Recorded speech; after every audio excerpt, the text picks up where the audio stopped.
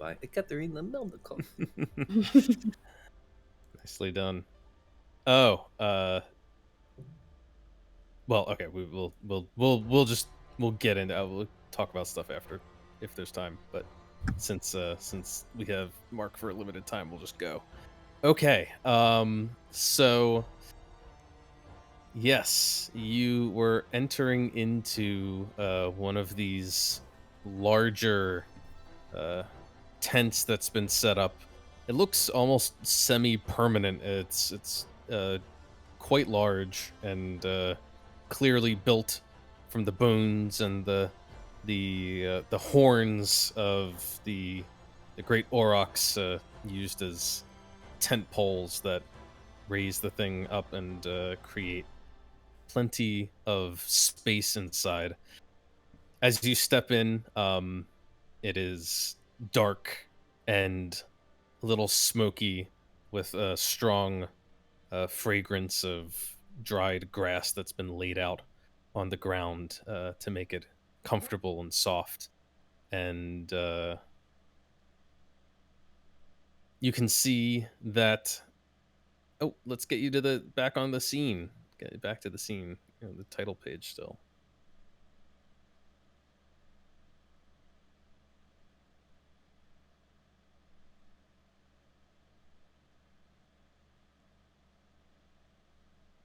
Um,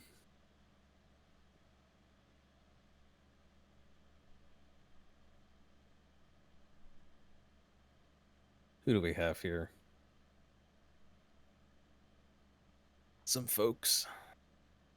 There's nameplates back up because I'm sure you guys did not remember any of them.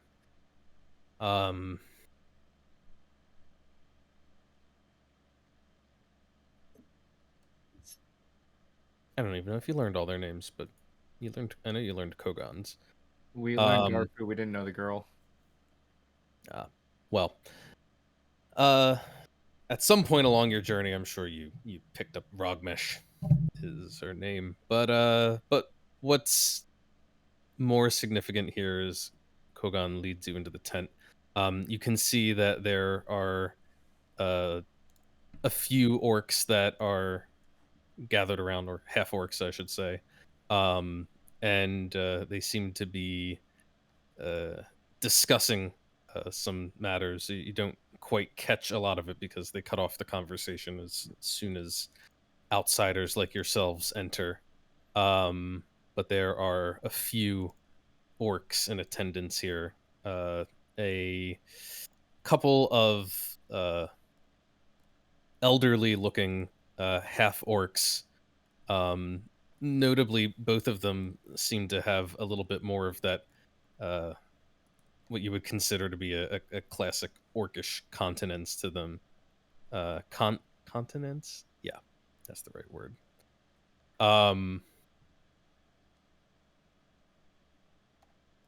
Who are sitting on sort of low stools beside a low burning fire, and they look something like this.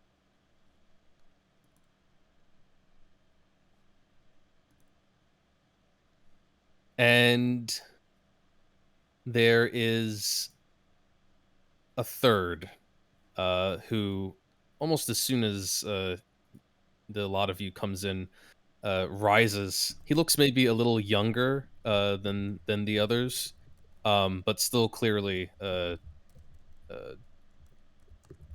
one of the elders of this particular tribe. And you see him walk over, and he doesn't actually address you. He first approaches Kogan, and he converses with him in the tongue of the Togat people. Cat, you may recognize some of the words, and you realize that they're talking about the scouting party that, or the hunting party, I should say, that was left behind, or the ones who didn't make it after the bullet attack. But After a few moments of conversing back and forth, and you can see the older one kind of puts a hand on Kogan's shoulder, lowers his head for a second. Kogan starts speaking in the common tongue and says, "These are the ones who saved us. We bartered for passage, a guide we acted as, bringing them here. Our hunt was not fruitless." And then he sort of turns to address you. "This is my father, Erzan. And these are the elders of our clan, Inga and Yamshu. Don't worry, I will give you name tags."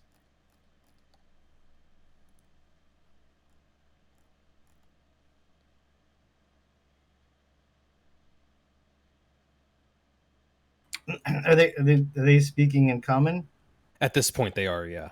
Kogan has addressed you in common. And you can see that the others seem to comprehend. Erzan will approach you all and do a little head nod and say, "It is a lucky thing to meet friends on the steppe. The dangers are many, and the allies few. My son owes you his life, and we owe you for bringing us food and supplies through the winter. What is it that Erzan and his people can offer you?"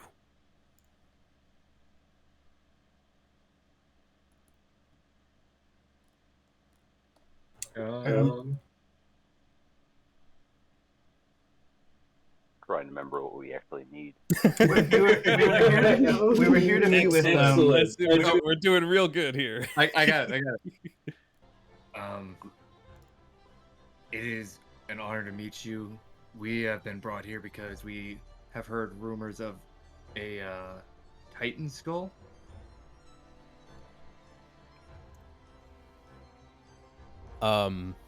Kind of raises his heavy brows when he hears that.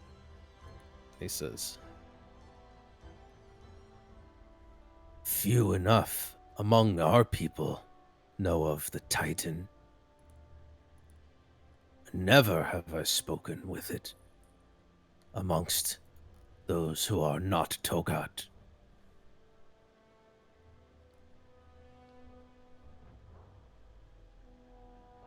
Does that make us honorary Togat?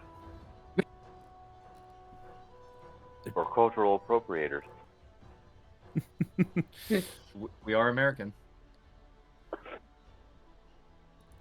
He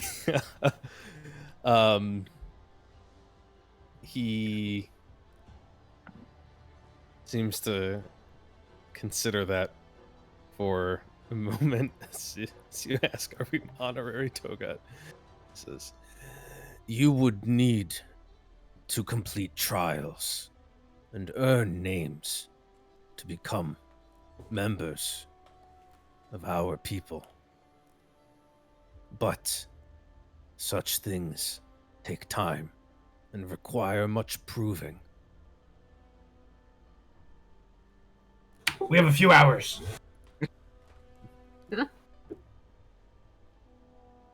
"Then, perhaps, not now. Maybe later."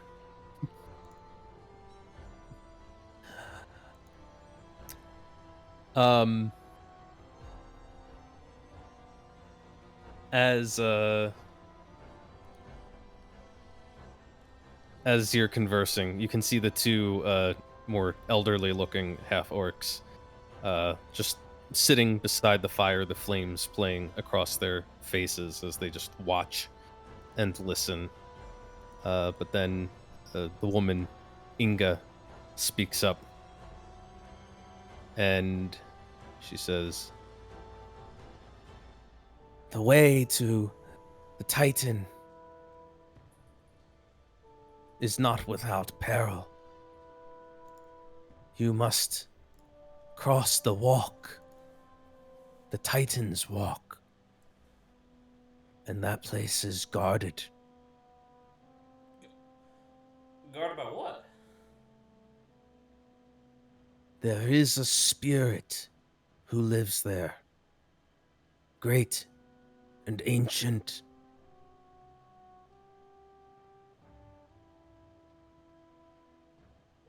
How perilous are we talking? We have seemed to find ourselves in a lot of peril here lately. I think in the past month we've almost died like what 8 times now. Not for you, but yeah. Going to be like in the valley where we were judged, because I'm not sure if I want to go through that again. Well, we could compare it against the bullets, and everybody would be basing it on the same baseline. You have About Titan equal to how encountered many bullets? you have encountered Or the- guardian spirits. Oh yes. Kind of. We didn't have to fight it, but it talked to us very creepily from a cave. Oh, it But we did have to rendered kill the judgment. colossal. Yeah, it judged us. There was that giant worm interdimensional thingy. If you count that as a spirit. That wasn't a guardian spirit. No. I don't think that was a good. There was the guardian that we took their giant spears away from them. No, that was the. That was a guardian Watchers? statue. The That was a stone. guardian statue. Spirits Right, are... that- But that was colossal, right? That was Titan size. No, I don't. I think We're getting off base. I think here. we're getting our I wire. would love to see the cut screen over to the orcs of us just like we're like nonchalantly like forgetting like we killed that thing. Like, yeah, did we do that? The orcs, what are they talking about? Do you have any guidance for how may we approach this great spirit? The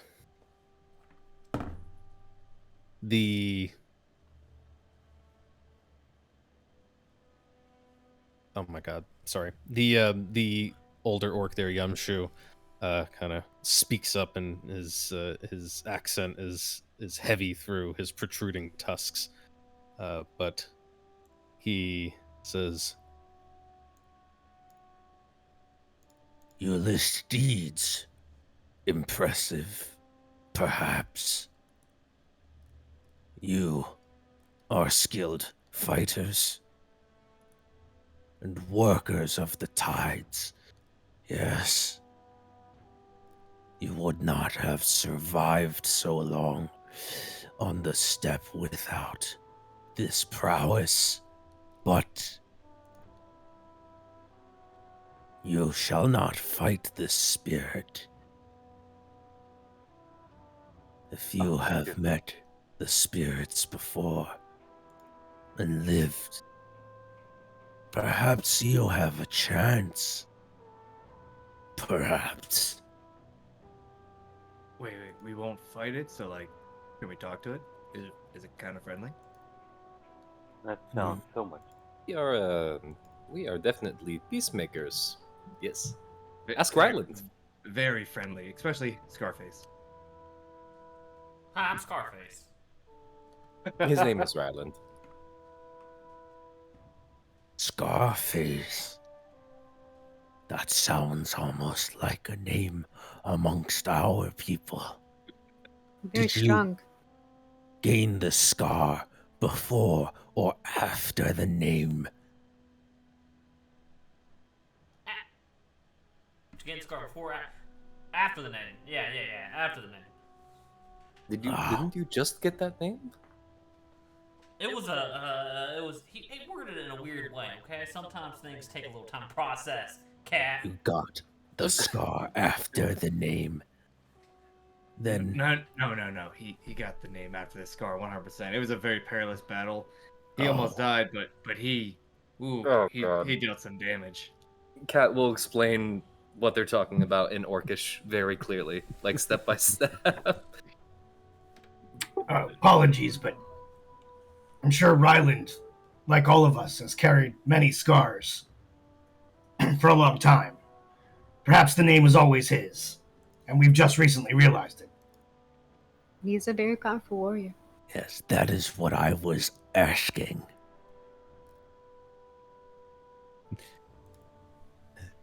Never mind. You know, I love talking to your people. I love your people. I really do. Sometimes the wires get crossed in communication. The spirit will guide you through the walk if it chooses. If it chooses not, then you shall become perilous lost.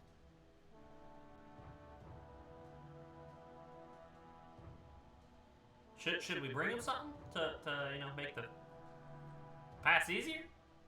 Does he Like an offering? accept sacrifices? Say those with horns and tails? I am only kidding. I am only kidding.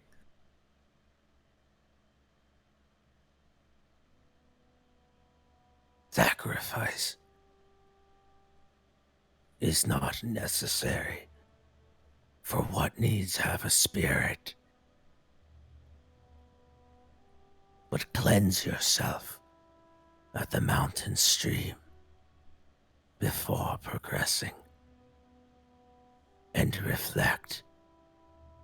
What do you seek at the Titan? For it is a place most sacred. What do you seek there? Hold that in your heart when you face the spirit.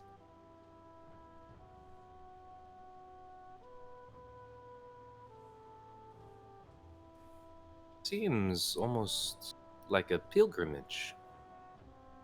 A vision quest, if you will. Vision quest. It is easier if you have eyes. Ha ha ha ha. He looks sternly at at Nimue. That wasn't a joke. He was speaking metaphor. Gomenasai. The orc Jisan. people really like metaphors, I believe. No, it was literal. Oh. We need ice. It's Eyes. it's Oh, It really easier. is easier. If Alright. it's With eyes. easier if you can see where you're going. Oh, Yeah, yeah. Oh, okay. That's much less cooler than I thought you said. Can one of your people lead us to this stream and then the beginning of this path we need to follow? He and Inga both turn towards the others, and Urzan says, If it is your desire to go, then Kogan can lead you. But be warned. After you cross beyond the mountain stream, you shall be on your own. You and the spirit. It's okay, we got eyes. Oh. Very good then. It is easier when you can see. he nods sagely. Thank you for your time. Nimue will bow to the elders. I'm not sure if Kat would know. Is there any kind of formal way? Because she spent quite a lot of time with like Naz's tribe before. Mm-hmm. Is there any formal way of like saying being grateful or something along those lines, or is it just like "thank you very much" in Orcish, like very politely? The orcs have no word for thank you. Even though I kind of said thank you earlier. No, it's usually they would express gratitude through some sort of gift giving, some sort of offering.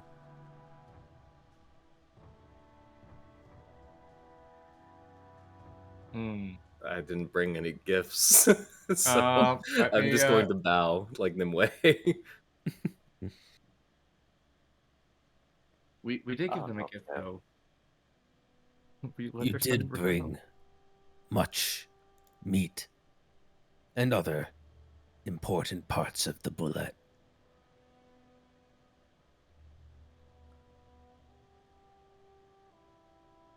But yeah, they will offer to continue sending you on your way. I mean, it's still pretty early in the day. Do you want to set out right now, or do you want to spend any time at the camp before seeking the Titan's Walk and the Titan itself?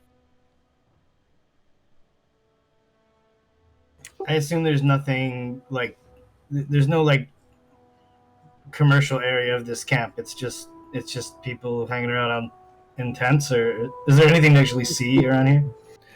I mean, you saw a lot of it when you were first coming in. It mostly looks like they're setting this place up as a like a winter camp. So it's a fairly permanent looking campsite, and you can see that some of them are even beginning to do things like erect some earthenworks that are going to serve as like walls and protective barriers for the time that they're here.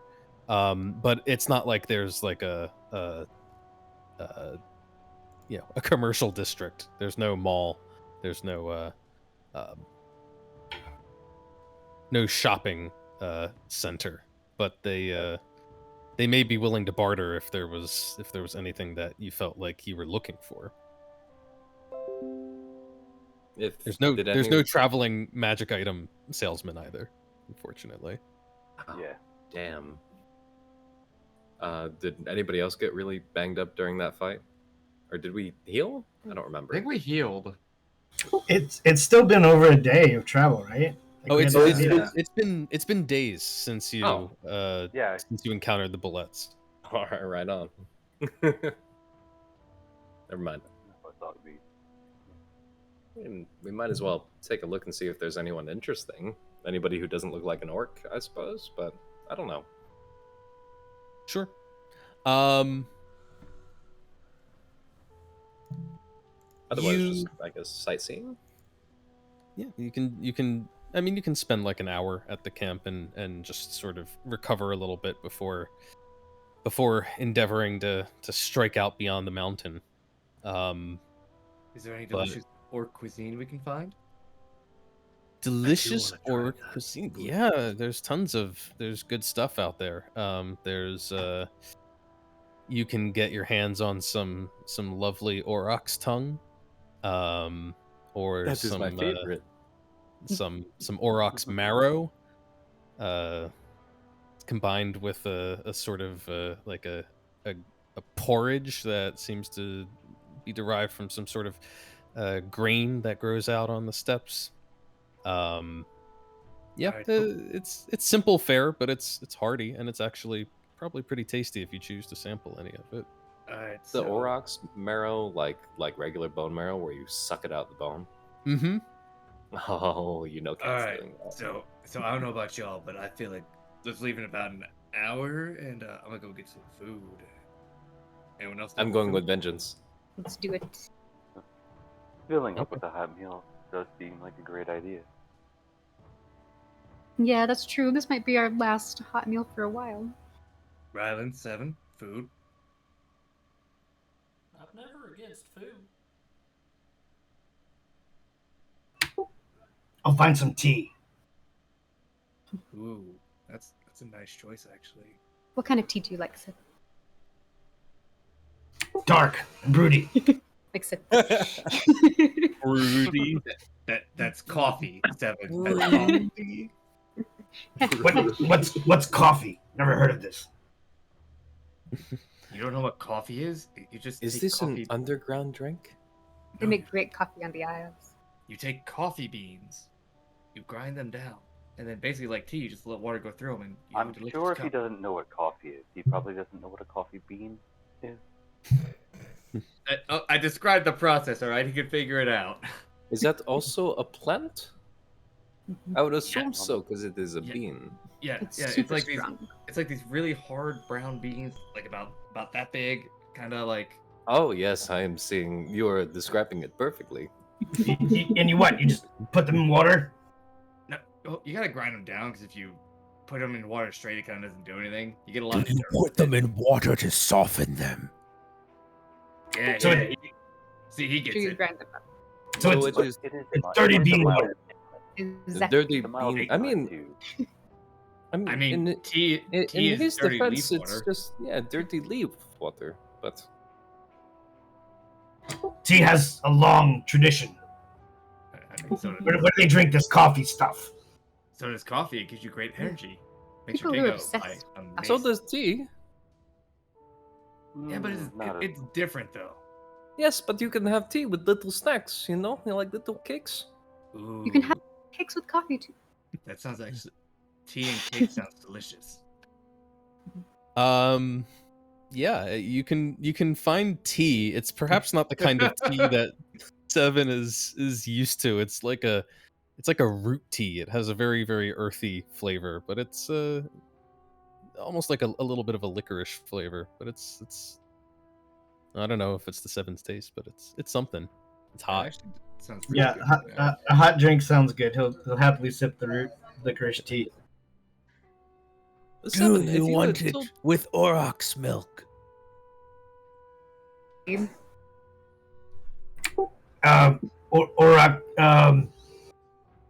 No.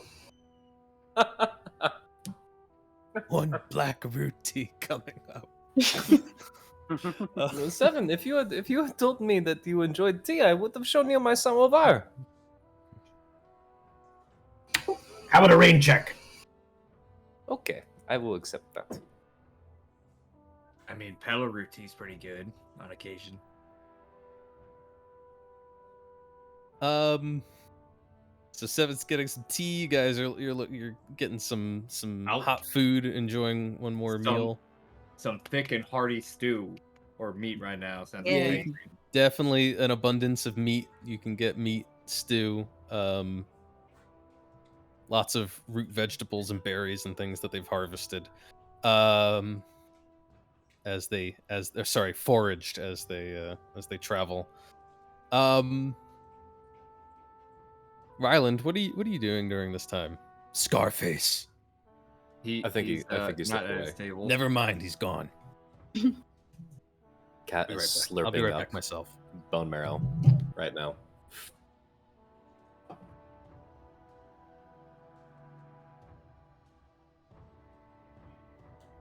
Oh And no, then I women feel, try- I feel like with all the meat, it could probably be a really thick, meaty stew, almost like a steak chili. I could see them doing something like that. Yeah. Folks. All right. We're all anxiously looking for food. Cat really wants that marrow marrow, and I really want some thick, hearty stew. Thick hearty Complete. stew, marrow. Yeah. Got it. It can be had.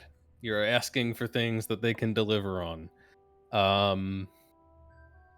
Ryland. When whenever you're done with that burger, what are you doing? Are you tagging along with the others? I'm getting food, like I said. Yeah. Yeah, I'm just tagging along. I'm always down to eat whatever.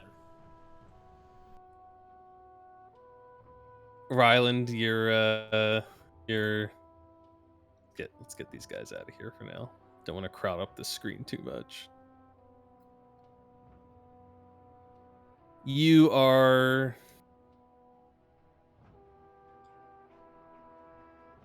getting some grub along with the others when you feel a tap on your shoulder.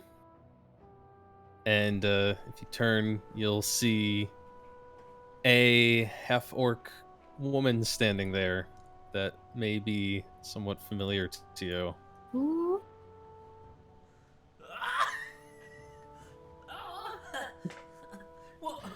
What are you doing here?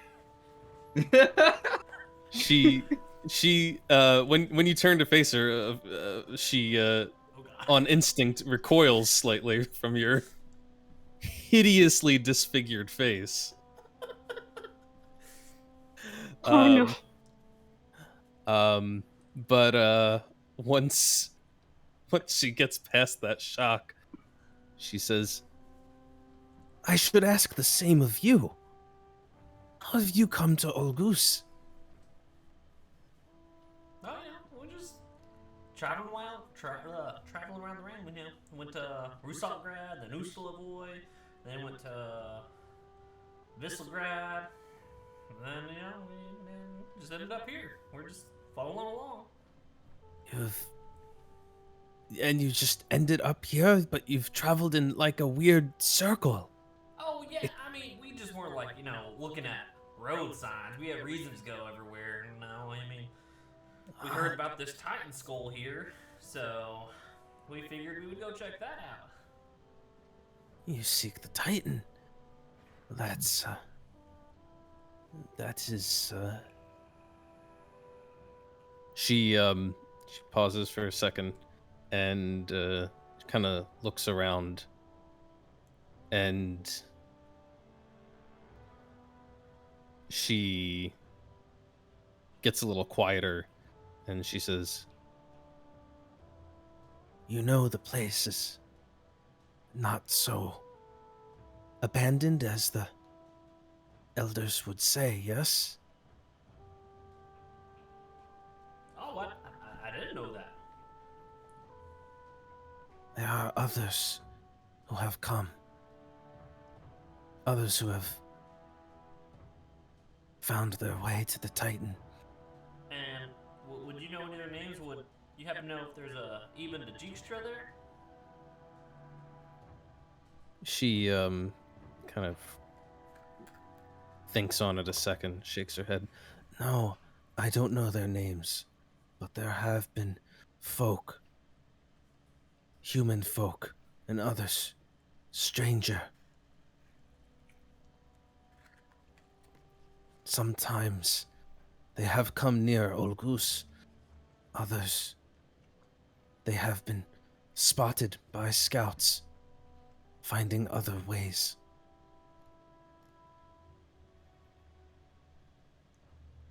What do you mean? Are they trying to get in ulg-us? No. More staying away from ulg-us. But still, they seek the Titan.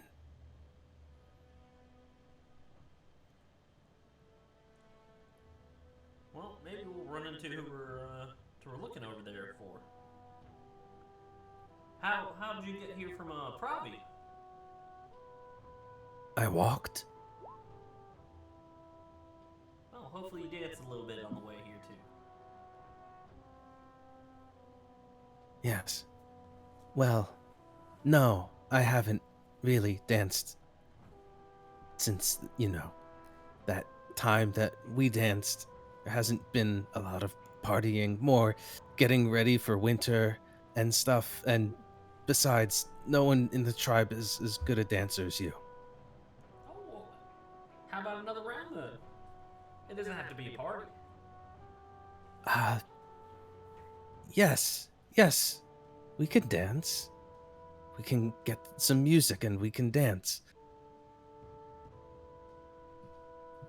Now, before we do that... Oh, God. Ryland has a girlfriend. I just imagine they're gonna start dancing and everyone's gonna walk over and just be like standing there like, eh. Yeah, it's just like staring as two people are dancing in the middle of the camp. Yeah, there's definitely there's probably somebody somewhere not too far away playing music. It's a good way to pass the time and kind of keep people's spirits up while they're working. You can definitely get a little bit of dancing in Ryland. She as the two of you kind of do a little togat tango, she says, "So, how did you get that scar? It's absolutely gruesome, but in a very impressive sort of way." Oh, well, I mean, we were just walking through the sewer caves and a 6-armed creature jumped off the top of the ceiling and slashed at me. Why were you in a sewer? Like I said, we just been going places doing things. Right. Seeing the best of the realm. Sure, that makes sense. Just so happened the best of the realm that day was in a sewer. Oh. Yes. Yes, I could see how that would happen. Well, Ryland, it was lovely connecting with you again, but before we part ways, I have one question for you. What is it?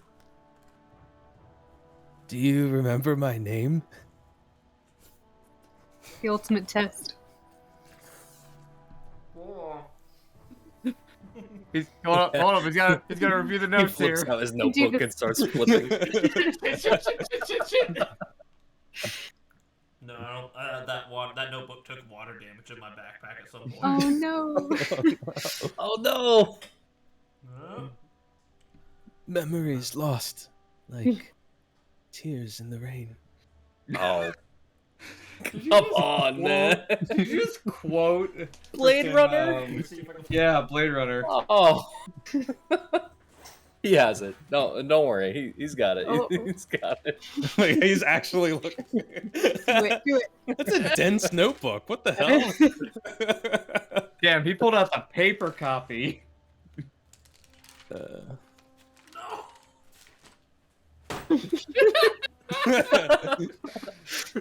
Wait. Can he roll a null, like just base yeah. like intelligence to see if he Just remembers? roll That's your- intelligence to see if he remembers. Come on, let him get an intelligence roll.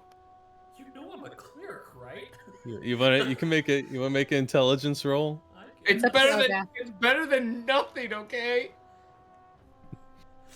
Oh god.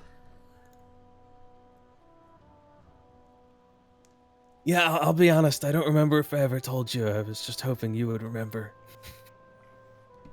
We got interrupted in the dance the last time because we were like in Yeah. the middle of it, and then the explosions started going off, And then people started killing each other. It wasn't the best time to like get phone numbers or anything. Well, in that case, you shall know me as You kind of look like a Lisa. It starts with an A. Do you actually know that? No, he doesn't. Oh, is it actually start with an A? Yes. No. Oh, no, I don't. He hang on, I'm about to get a name. Get a name. I mean, So I'm you about to never- give you my name. You never picked one. Okay. I see. Let's see here. You I may have given you one and then forgot to write it down. You said Lisa. Well, I'm not quite a Lisa, but I'm Lielouka. That is my name, Lielouka. Here, gonna get a noom tag. Maybe Lielouka. That sounds kind of cooler. Lielouka. Okay. Well, I guess I'll see you in the next town we end up rolling through because it's starting to be a coincidence. We were running into each other. Yeah, it's crazy. It's crazy, It's just like, wow. Well, you know, it's good to see you again. You're looking, well, you're looking, It's okay. You can say it. you're looking positively horrifying, but, that's like it's kind of a, we're into scars. Yeah, I mean, Half orcs, the general. The elder didn't seem to mind. I mean, No. we did save Hogan and all. Oh! Yeah, I think I've heard of that guy. He's somewhere around here. Nice guy. Not like that other Darfu guy. He's a jerk. Fortunately, you probably won't have to interact much with him, so... Oh, we Okay. actually saved him too. Oh, well, you know, you win some, you lose some, but... Well, you take it easy, you know. Keep praying for women. Be safe. You too. Scarface? I thought I heard some others calling you that. Oh, they did. That's my new Cool. name.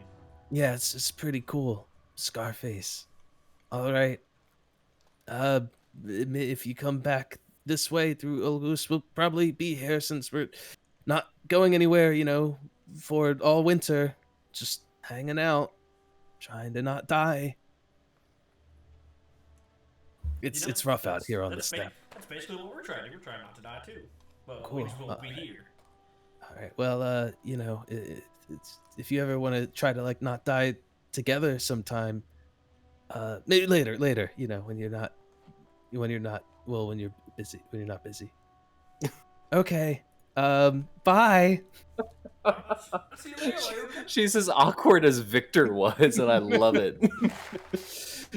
She's as awkward as I am. Why is Roll20 not responding? Come on. God, Ryland, you had to move. You could have, like, you know, you had an hour. You have plenty of time. What are you talking about, bitches? That went great. She's probably gonna meet Dad next time. At the rate you guys are going. And are you going to marry her and have lots of quarter orc babies? Quarter. Do you think they'd have pointer ears? I think so. Maybe they'll have tusks as well. That would Maybe be like- very attractive. Light green. Oh god. I reloaded the page and now everything's all screwy. Gotta love it. Love Roll20. Love it.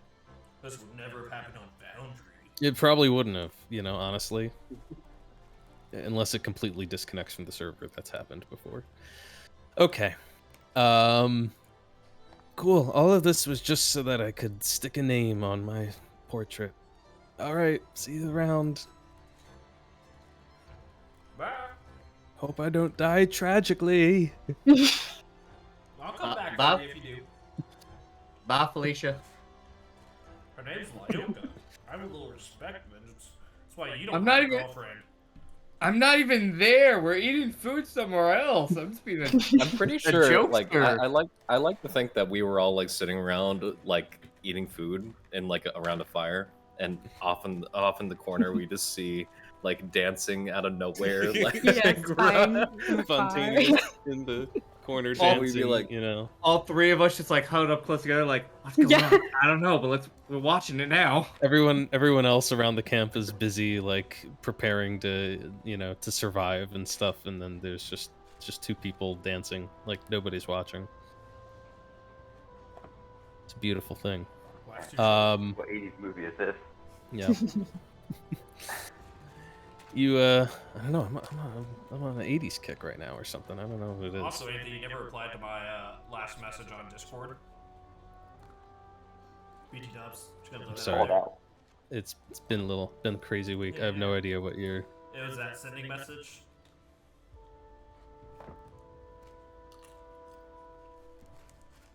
Kevin, are you gonna start telling us what you're getting back? I feel like you're holding back intel from us.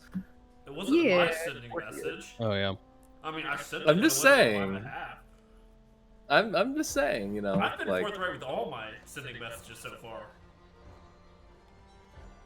you remember the conversation we had about gaslighting? I'm not gaslighting you on this one. See, that's exactly what somebody gaslighting would say. So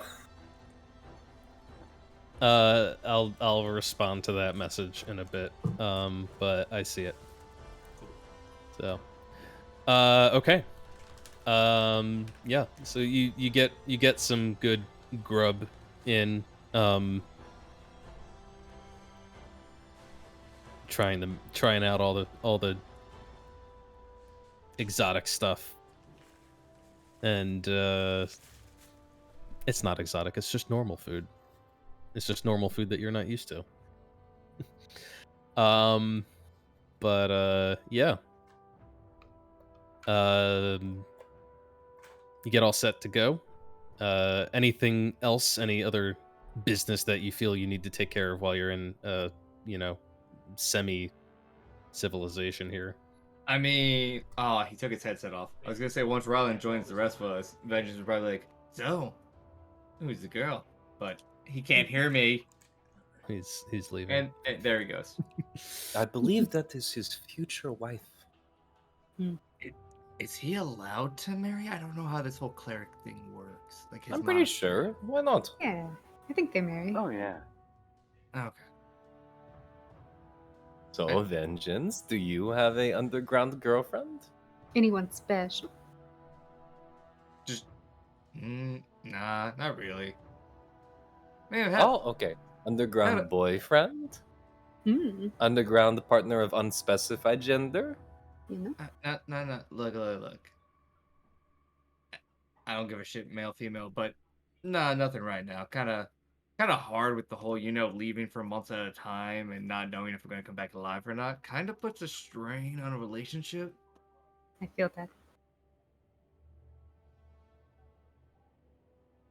I mean, you just have to find people who will wait for you with bated breath. Not too hard after you've done that a few times. So the Is real the- special ones, huh? Except That is the most romantic thing you've ever said, You- Sophie. Safine, I'm actually curious for you and your people, because the whole undead thing's very common in body swapping. How does that work? Oh no, the body swapping is not very common. Okay, how's that work for you? When you die, do you just like move on to a new partner? Do you go back and try to explain everything, or how's that work for you? I've made complete new lives each time. Wow. Living life as a tiefling for a few hundred years. Living as a gnome, an elf, human. You just have to cut your ties and start on over. Like you really died. But, you live long enough and you watch friends move on, and it just becomes a normal thing. I do have people I know that have gone onwards to become enduring or of a long lineage that I've had to walk away from, but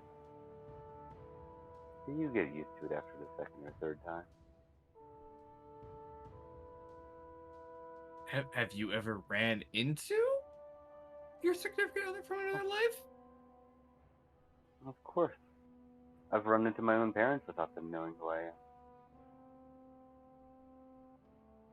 But it's like both awkward, but kind of fun-ish. It's not really the right word, but No, it's kind of fly on the wall sometimes, but at the same time, as somebody who gets to go on and amass wealth and things like that, I can spend things to benefit people that maybe I've left in the past.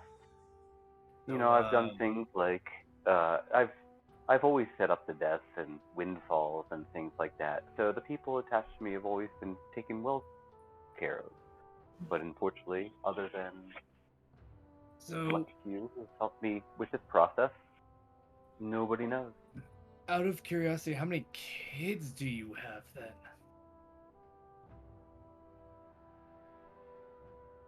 Ryland's not secretly your son, is he?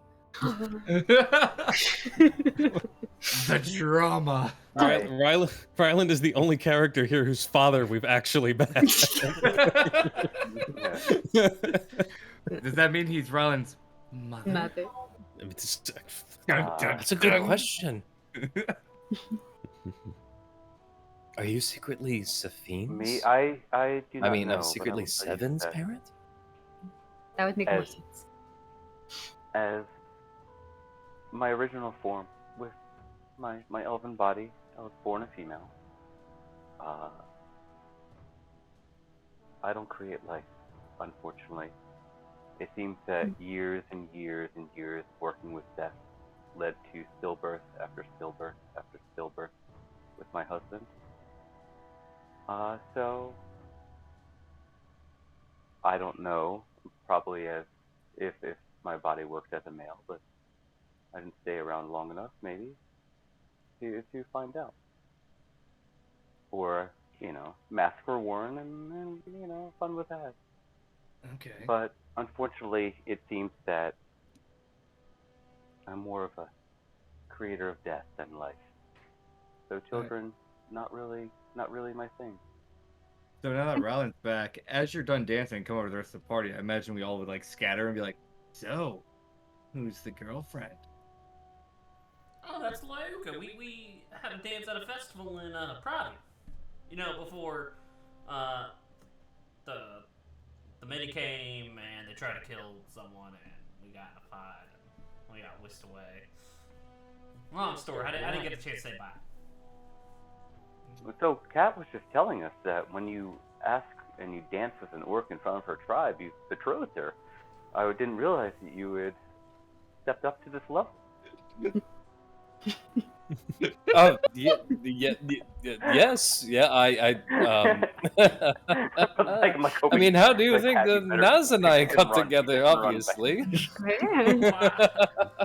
When you dance, I mean, Guess I wasn't aware a of that. display of but weakness in front of the tribe. No. I'm a man of my word, I guess.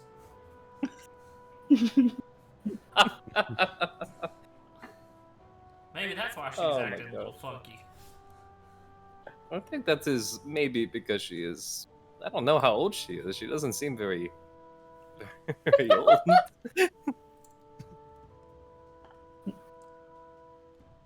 Maybe she's just I don't awkward. think Ryland's not that old either, is he?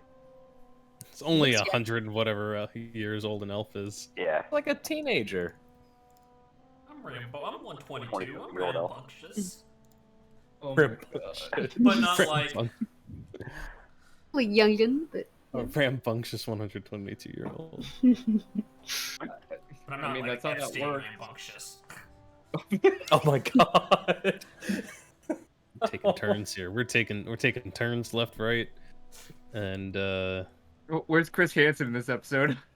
everywhere but straight forward. But the real question is, did Seven get his tea?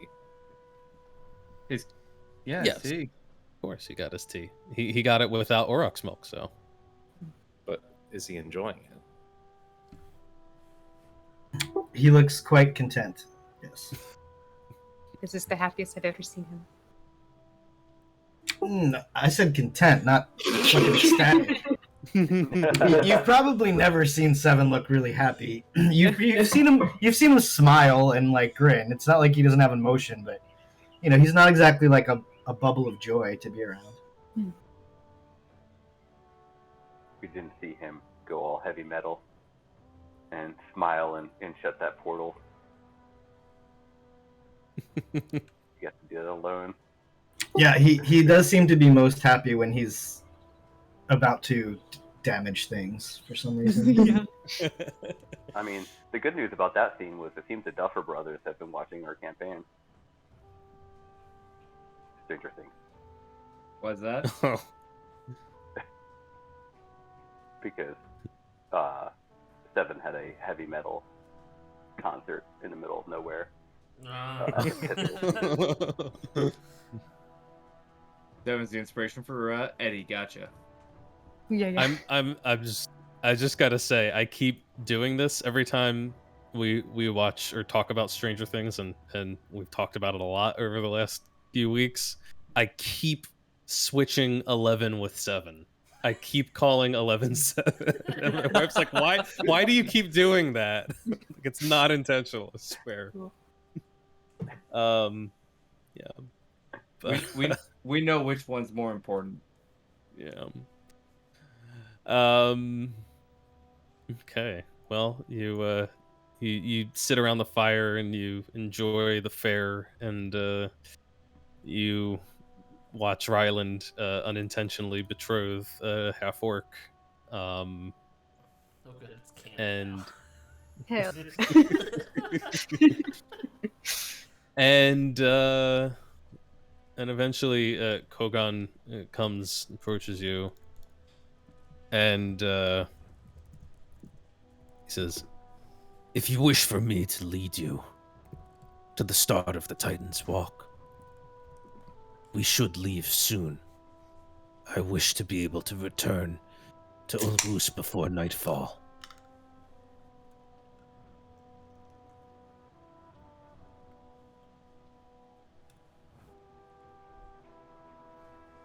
Then onward. Well, lead the way. We're gonna follow you there. All right. So, do we have to like literally bathe in this stream, or like just walk through it, or what? Motherfucker said cross the stream. Are you hard of hearing, Vengeance? Jesus, open it your was- ears. The elder said, "Cleanse yourself in the stream. Cleanse, not cross." There ain't enough water to cleanse your soul. Oh my I mean, gosh. I am probably liking right. this new Scarface. Probably Amanda, right, but rude. You must, if you follow our traditions, you must immerse yourself in the mountain stream. Feel the cold run through you, and you will be cleansed. That is what my people say of the stream, that it has magic in it, and it will cleanse you.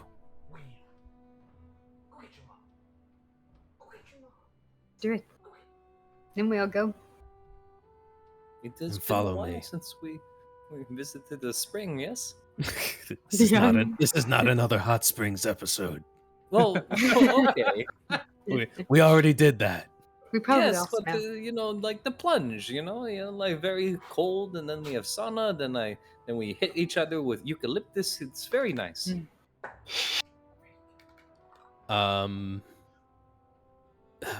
Right. Let us No, go. You don't have. Okay, I guess we're We going. don't have eucalyptus here. Oh, okay. We'll find something else. What about Very sad. what about lavender? Lavender works too. Lavender. I don't think we. It's not a cold weather crop. Okay. Follow me.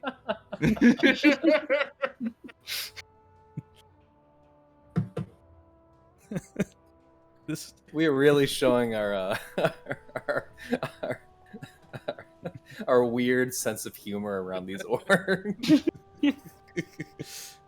This is getting strange.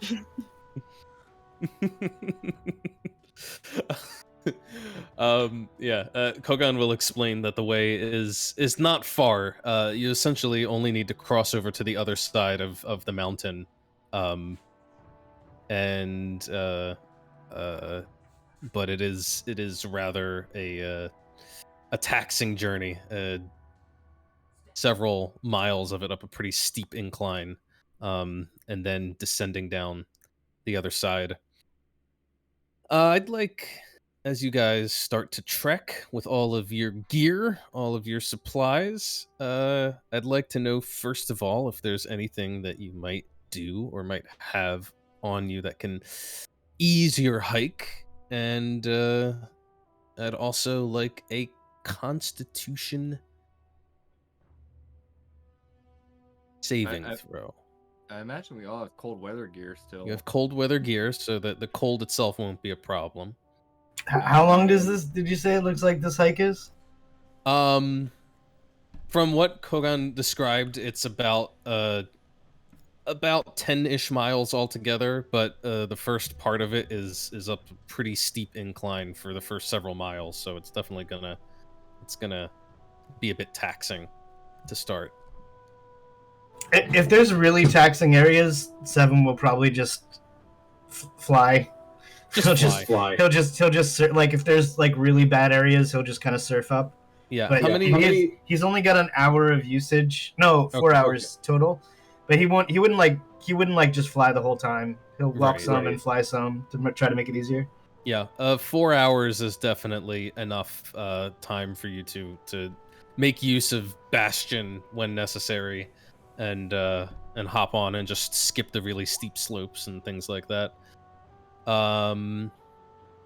What about the others?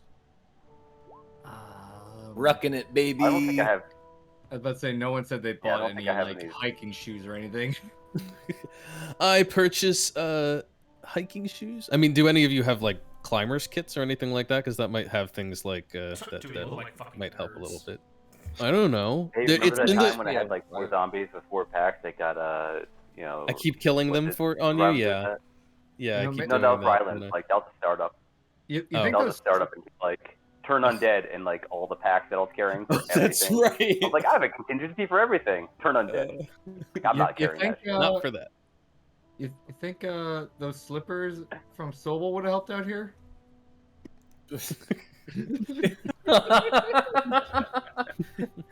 Fucking evening slippers.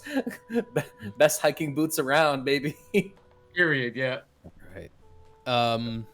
Let's see here. Nimue, Vengeance. Oh, everyone. Damn, everyone's doing pretty good except for Safine, which frankly makes sense. This is probably not Safine's strong suit.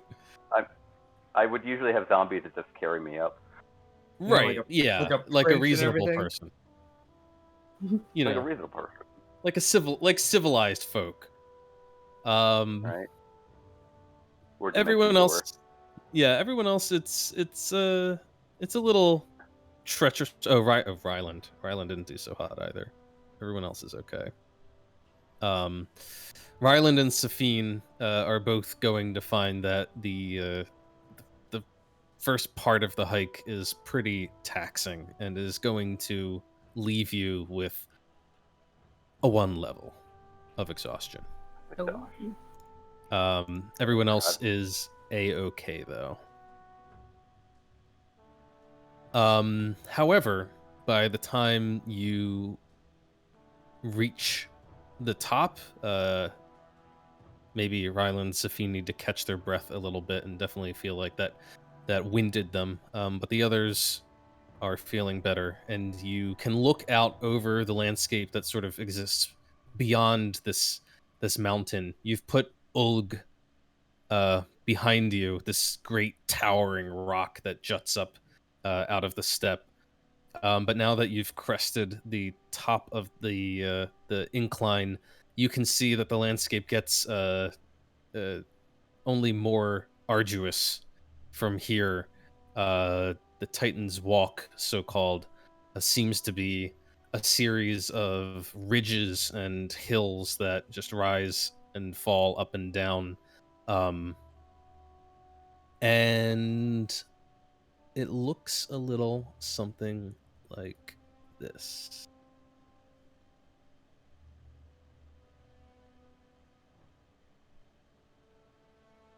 Ooh.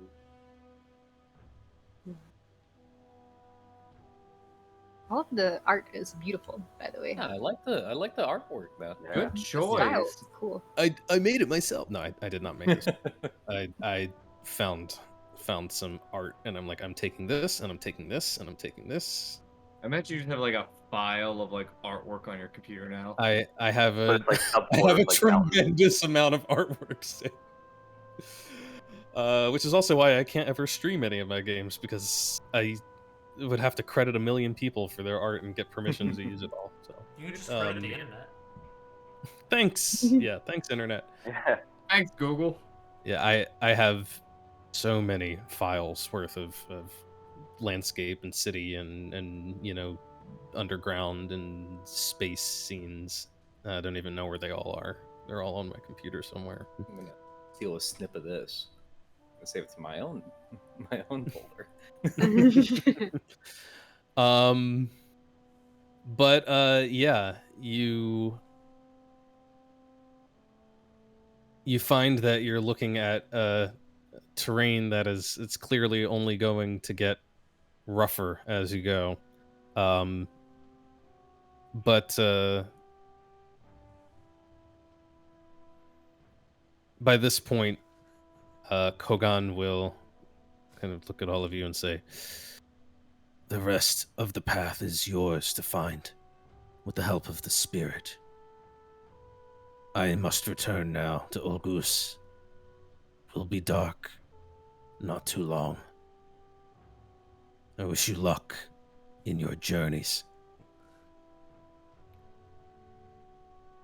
Oh, appreciate it. Thanks for bringing it up here. He nods. And he kind of points.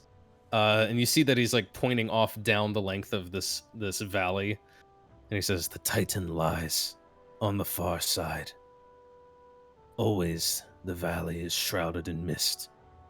This is why the spirit must guide you. Oh, and the stream, the mountain stream, it's somewhere around here. It's just over that rock right there. It's just behind that rock. This rock right here? That's the one. It's just on the other side. Yeah. Thank you. You're welcome. Now, Thank you, Kogan. go forth and seek your destiny, or whatever it is you're doing. Vision quest. Yeah, vision Yes. he points to his eyes and nods. And then turns and leaves. All right, who has the Is this some peyote for sort this to of be salute? a real vision quest?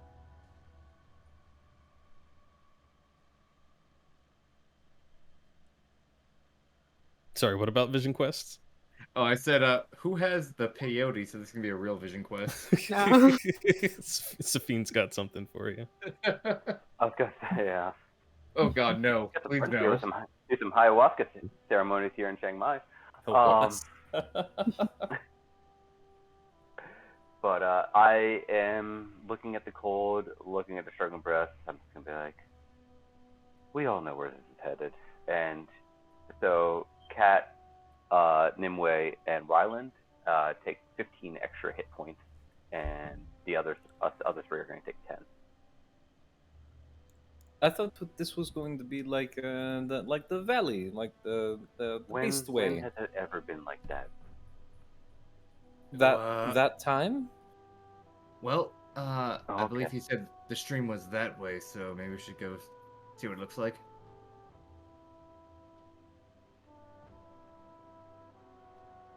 I'm fine by that. Sure, why not? And I'm gonna. Dude, that hike, that would be very refreshing. I'm gonna head toward the stream. Yes, that's the word Head. for it. For the stream. All right. Yeah, you find the stream. You can see that it's running down a steep mountain slope, basically some rapids and some kind of short falls that come tumbling down one side, and then they arrive at a pool before continuing to course down into the valley. It's pretty cold, so you can see that there's actually like ice that's forming a little bit at the edges of the stream, but the flow of water is still swift enough to keep it from freezing over. Yeah. How deep and wide is the stream? It's not, most of it is not particularly wide. It's only about like somewhere between 20 and 30 feet. And it's quite shallow for most of it. But there is a pool that's sort of at the base of one of these short falls where it seems to be much deeper and seems like a, well, let's say this sort of place where one might do cleansing. Am I the only one who kind of wants to go skinny dipping? Is that just me? I was gonna say that realistically, to keep the cold weather clothes effective, we can't be wearing them. That's actually true. We could get hypothermia. I mean, Because then you're constantly wearing wet clothes that freeze over. I mean, Safine could just use her magic like always, you know, when she cleans us up and everything else to dry the clothes. But yeah, I'm down for stripping down. I mean, That's how I fuck go it. into streams. That's L It's down the way. Philly way. Alright, after we strip down though, how do we get all of our stuff across? We're not cutting across. We are cleansing and then continuing. Yeah, past the stream, so all of our stuff on this side has to be on that side. Have you never carried something? Not No, we're water. No, it's heavy. You're not gonna walk naked. You're gonna freeze to death. We gotta get dressed after we cleanse. Yes, but everything's on the opposite side of the river. Yeah, you hold it, you walk across, and then put it on the bank, and then go back in the water. The parts that are, to be clear, the parts that are not the pool are much shallower. It kind of spreads out, and it's maybe as deep as your knees at some points, but it's not like Do they not not have like streams a under perilous rocks, crossing. Vengeance? Okay, I misunderstood, and I thought it was a lot deeper. So moving on, yeah, let's cross real quick and put our shit on the other side and then get in the water. 7 will begin to strip down, but as he's doing so, he casts he invokes dust to obscure himself. You see clothes falling off an invisible 7. Nah. Once we get to the other side, Benj is going to Pat strip naked and sighs not in give a shit. disappointment. Does he keep his sunglasses on? You don't know. Does He's he still have invisible. sunglasses on? Oh no! You have no idea. I'll never know. Yeah, no. Once across, I'm just stripping naked. They're gonna see red or pink butt cheeks and all. It's just a 7-shaped hole in the water where he's been. Cat is avoiding looking at Vengeance as much as she can. Well, you don't want to see And the then, tail, where and the then tail she's starts? gonna try and squint and try to perceive 7 a little bit.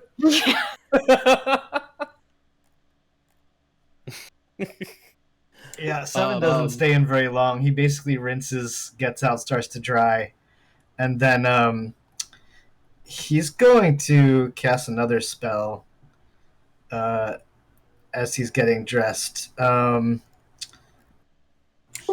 see, this one. Are you guys all a dip, by the way? Just making sure. Nah, they said cleanse. I'm gonna bathe in that shit. Yeah, I'm literally Wait, just what? floating around on my back. They said I cleanse. guess- It's a bathe. You gotta wash the sin away. Okay, you I wash. guess Cat's gonna do the same as Ryland. Oh, She doesn't really you guys care. are going so- close. No. No. you- Yeah. My character stripped completely naked. Yeah. Thank you, Pat. You're welcome. we're all naked. I'm glad you made that clear for us all. No. The second Safine jumped in and did the exact same thing as Vengeance. Okay. Hey, see, he gets it. All right, you You guys can't are all. cleanse with clothes on. Come on. Yeah, that might be a fair point. So I'm pretty sure through the magic of D&D you wouldn't see the clothes either, but it's just the glasses. That's all you see. Shit. Lost the thread. So each of you who spends at least a minute or two bathing and letting the cold soak into you. It really is. It's barely above freezing. I need to ask you for something.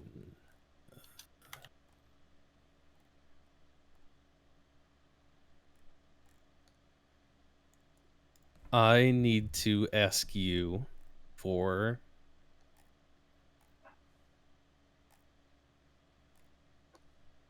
how was it? Wisdom saving throws. Oh, fuck.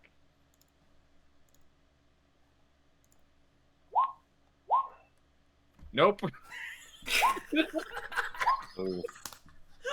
Ooh.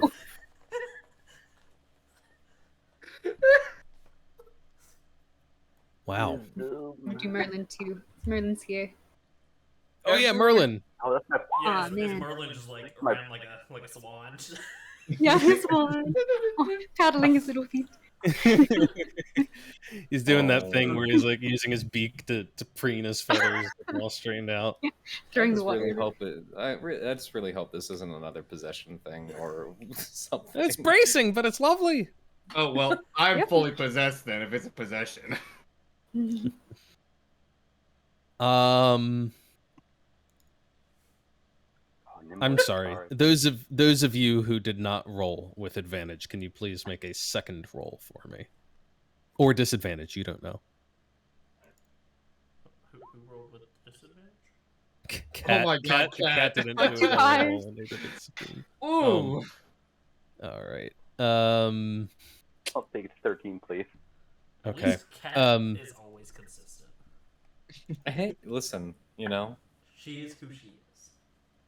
Okay. High or low, baby. Yeah. So as you guys are like climbing out, drying yourselves off, donning your clothes again, Seven is busy getting a spell active. Oh, it's only an action. Okay, never mind. He just does it. What do you do with that far sight? Send it down the path. Seven's trying to scope out the path ahead and see what's what. Okay. You send it kind of drifting off over that misty valley. And you can see that maybe the creek is running down there, and it's causing some of the mist to rise up into the air. It seems to kind of be hemmed in along the valley on either side by the mountains, and just kind of rolls gently along the way.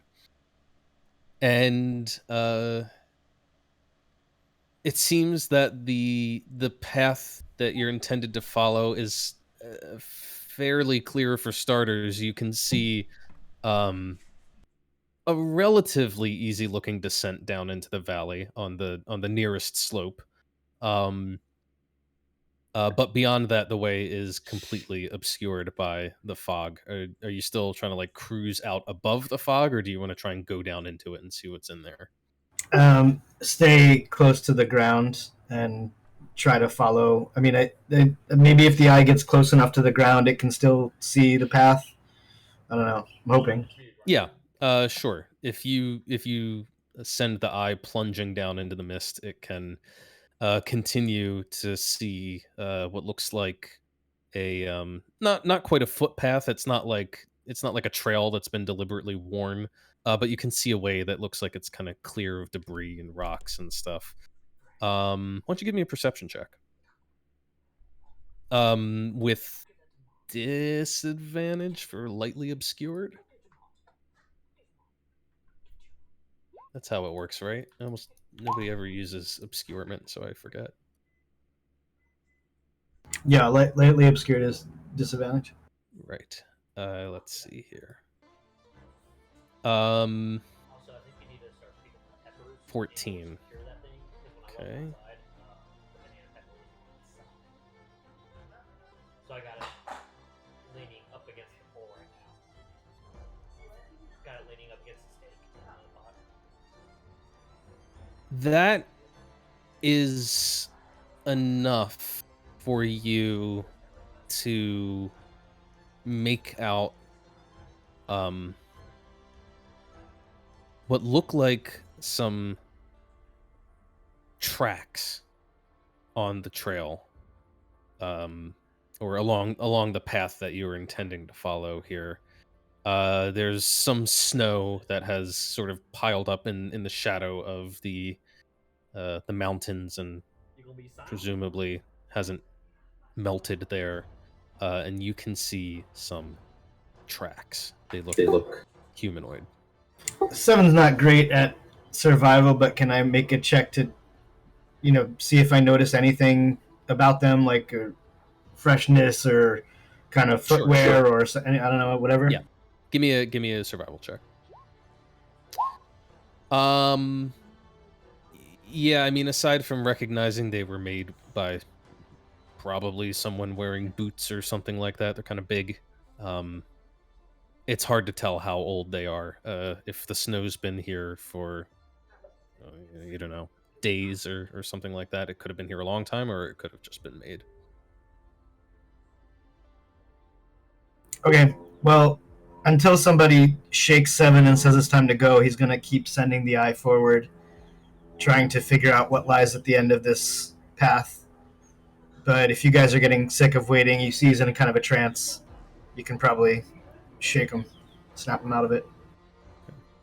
I mean, I'm still trying to figure out why we had to roll wisdom saves there, so...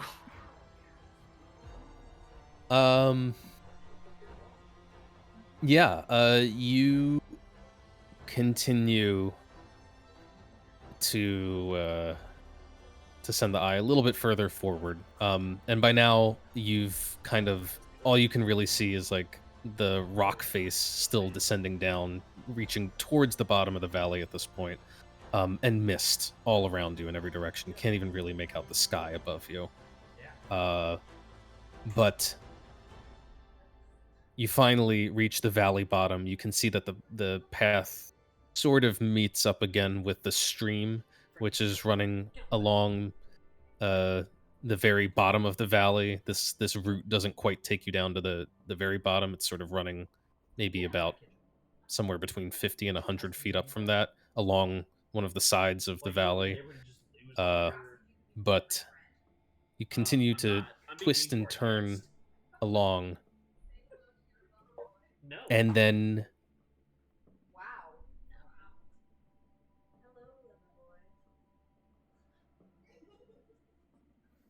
the vision through the eye begins to flicker and dim, and suddenly cuts out completely. You find yourself in your meditation pose amongst your companions. When Seven opens his eyes, you hear him grunt, and he just says, path descends into mist, boot tracks, and then some kind of blockage. Maybe from the tides, maybe some kind of spell. My sight goes no further. Kind of blockage? Has this ever happened before? There are magics that can prevent my far sight from working, and in an area where the tides are out of control, it can be unreliable. It's hard to say which case this is. Think it's too dangerous to keep going? For you, Cat, absolutely not. No. Well, I think we should go. I'm feeling gassed up. We have a TPK except for Cat.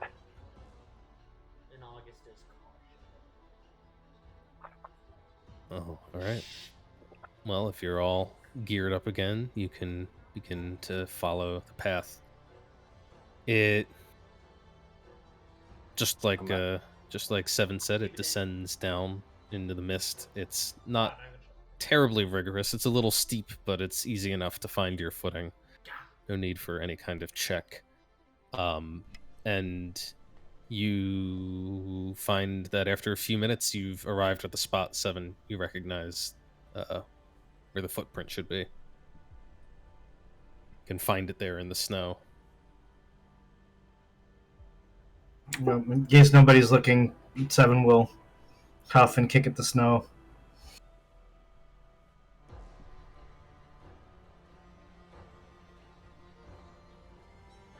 Okay. We should be on our guard from this point forward. You've got it, Usagi. All right. One thing I'm certain of is that no spirit would leave these footprints. There's something else here.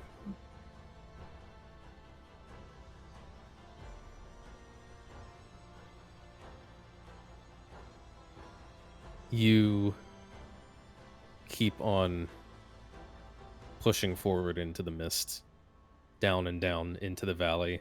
You can hear the sounds of the stream running, short distance away as you reach that sort of ridgeline path that you can walk.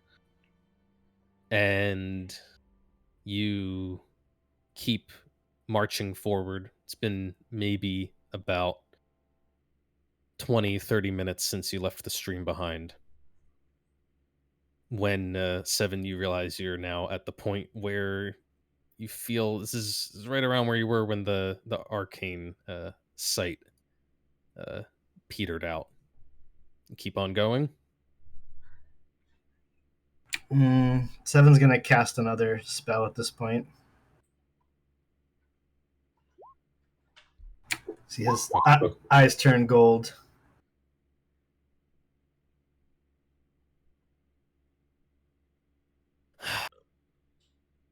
Okay. How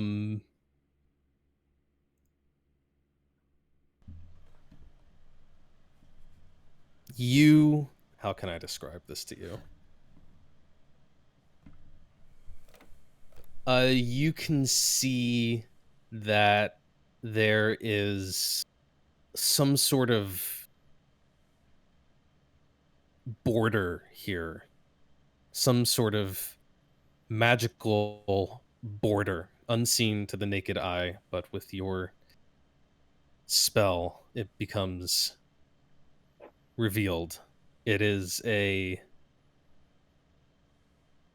slight distortion, almost like you were looking at the side of a vast, overturned glass bowl, or perhaps a bubble, or I guess the best way to describe it would be like the way that a droplet of water sits upon a leaf. However, this droplet is absolutely massive and seems to sit upon the contours of the land.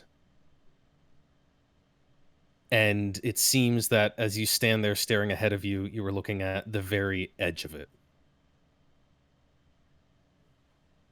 I don't think I can describe that any better, so I just relay that to everyone. That's what I'm seeing. 7, I'll say this with your understanding of magic. You should give me an Arcana check. Do I just give it to him or ask for a check? Give me the check. Make you use those really good skills. What good is a +10 if you never roll it? Yeah. 7, it looks to you like the sort of distortion that you would see with this magic if you were observing something like your arcane eye or a scrying sensor, but writ large on a tremendous scale.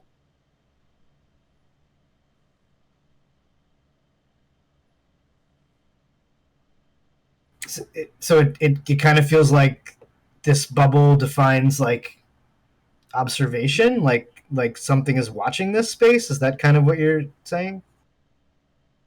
Yeah, that's not an unreasonable conclusion to draw. Although you feel like right now you're standing inside this bubble, and this border you're seeing would maybe be taking you out of it. 7 takes a gasp, and he's speaking to everyone, and he's like, I think we may have found some actual privacy in the Fey Queen's realm. Whoever created this boundary, it looks like nothing can be scryed upon inside it. Perhaps. I can't be sure. Huh. Interesting. Kind of crazy. Well then, do we continue? One thing to note, I've never seen anything of the sort on this scale. whatever created this, it's very powerful. I was about to ask. It in the Fey Queen's realm, this is probably the only place we can possibly find such privacy. Yes. She must know it exists, and if it remains, we can assume whatever's in there is not her enemy. We're stronger than her. Right? Could it be possible that the spirit could rival her? That's a scary thought.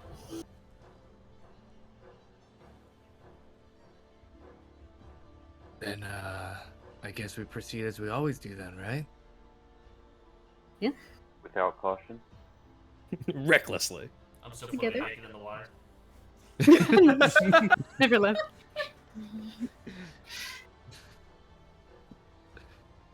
Alrighty. You take that step, pass through the border.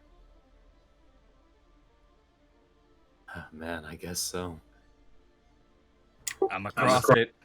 That's what we came for. All right. Go. Yeah, and for the rest of you, I mean, you see nothing like this. You Seven's informing you, but it just looks like more of the same ahead of you, more Misty Mountain Valley. Stepping out the But water, be like, oh, that was great, guys. We should soak in the river more often. Let's keep going. you're still back in the river. What do you? Do we out of curiosity, do we feel any different after we did our little cleanse? No. I'ma keep Are you walking. saying that because Or- I asked that question? Or No, You wouldn't know any better. Okay, come on. that's fair.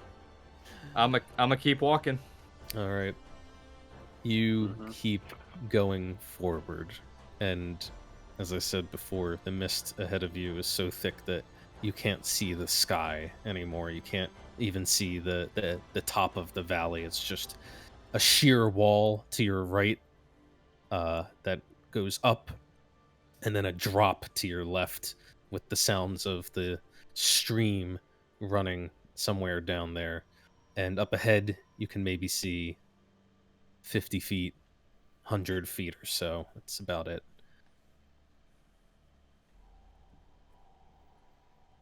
You continue along this path, picking your way forward carefully, choosing your footsteps so you don't disturb any rocks and go tumbling down.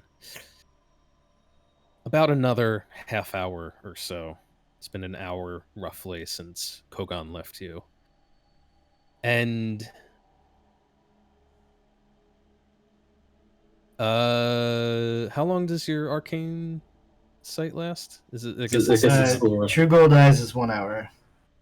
Oh, sorry. Yeah, it's not arcane sight. Yes. It's still active, and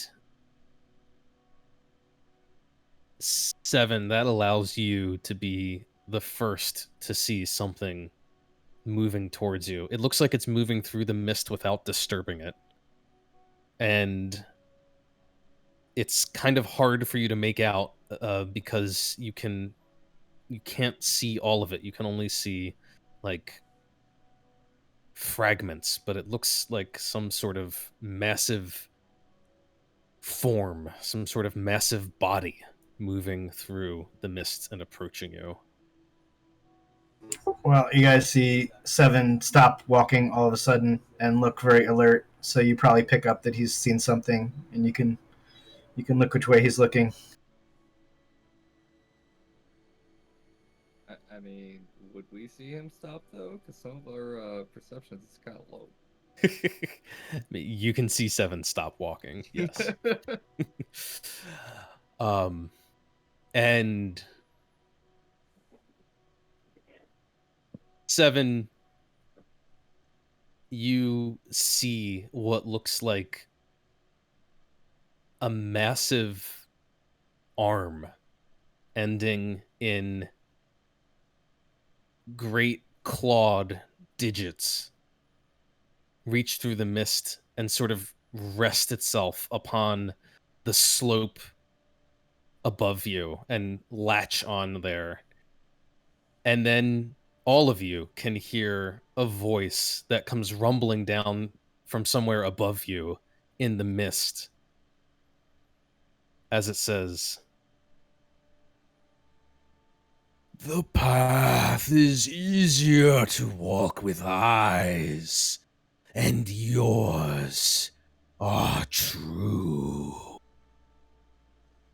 and then you can see, all of you now, that something is shifting through the mist. It's transparent, almost ethereal looking.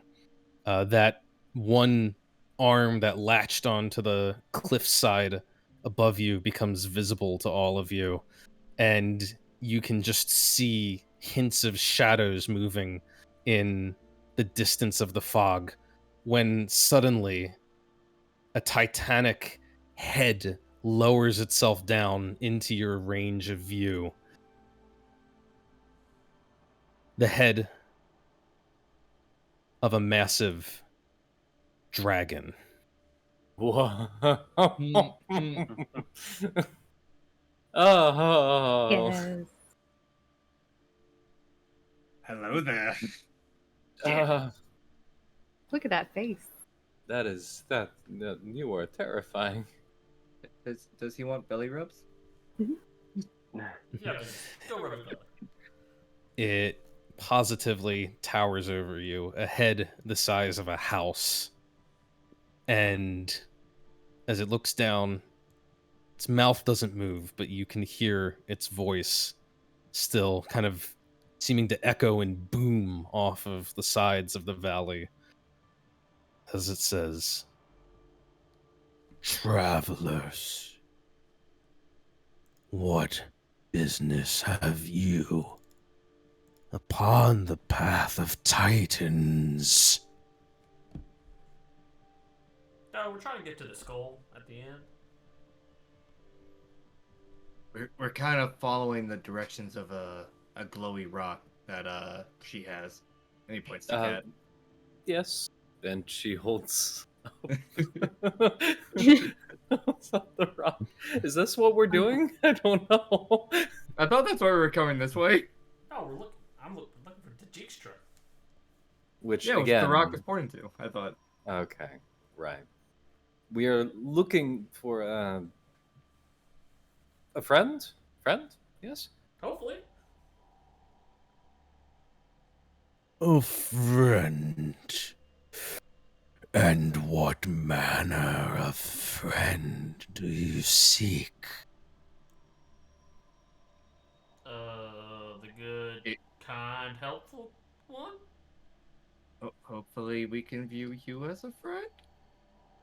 Well, stop trying to suck up vengeance. Are you I'm trying Are you- not to die. are you the spirit that guards and guides people along this path? I am the guardian Oranos, and I watch the way to the Titan. I heard it's easier with eyes. It is, and I can be your eyes through the mist. That's my very kind helpful of you. Thank you. That's very helpful. But We find at the God end of this path. Damn it, there's always a but. Oh, okay. at the end of this way lies the Titan. And perhaps the friends you seek. But the Titan is not for any and all. He turns his massive head and sort of leans it down to bring one huge eye up in front of you and looks at Nimue and says, What do you seek at the end of the path? Well, we do seek to find our friend, and we're hoping to find, I guess, sort of answers of what we're to do next in our path of trying to help the people of this land, hopefully by talking to this person. You seek to help the Finding- people. Find some sort of balance or a way to end the war that's going on peacefully.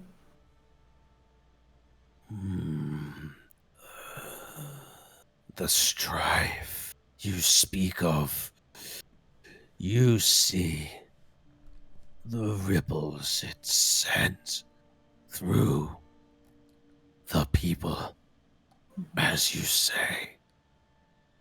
But it runs deeper too. And he turns his gaze to Ryland. He says, what of you? What lies at the end of your path, elf? Oh, like I said, we're trying to find someone we know of that we heard from someone else. The name's Eben, dijkstra. We're just trying to, I want to get out of this place. Overall, that's the end goal here. Leave the realm of the Fey Queen, and I think this might expedite that. You wish only to flee, to escape. No, like escaping is like number 4 on the list. Like 1, 2, and 3 are in there, and we're gonna accomplish those along the way. Ultimate goal though is to get out of here. I'm not from here. I don't particularly love the realm of the Fey Queen or the Fey Queen herself.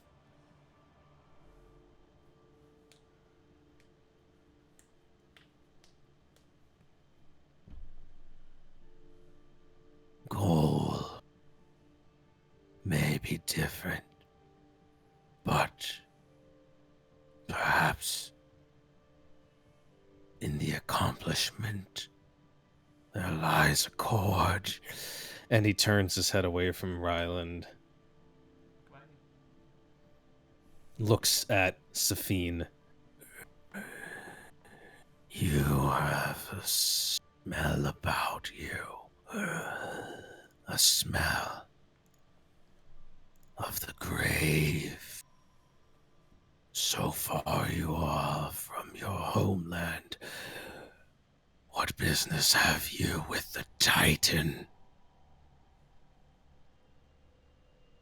Well, to be honest, I entered this realm hoping to seek power beyond, and I thought that the Fey Queen could help me reach my goal.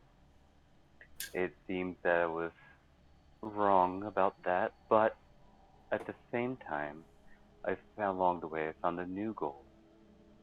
It seems that my people may be endangered more than I thought, and now I'll put aside my own pursuit so that I can make sure that nothing will be encroaching upon my civilization's land from the Fey Queen.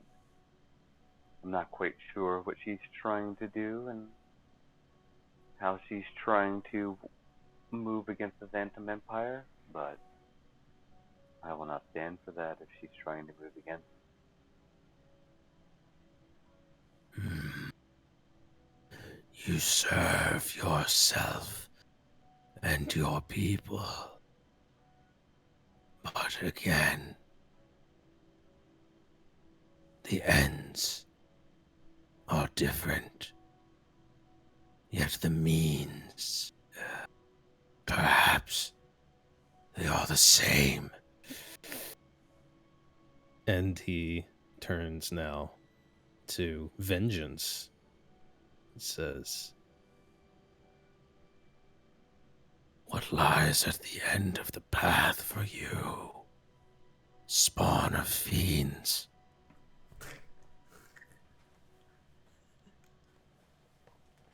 That's a little rude assumption, but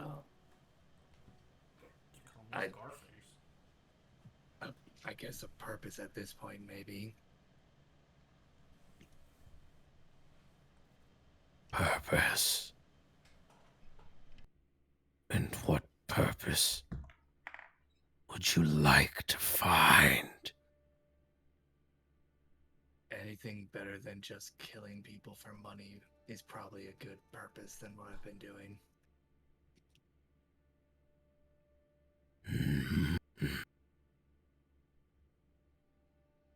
There are many reasons to take life.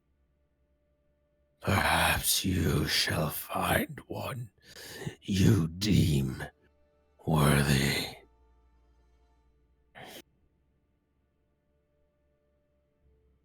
And the eye and the head pivot over to you, Seven. What lies at the end of your path, outsider?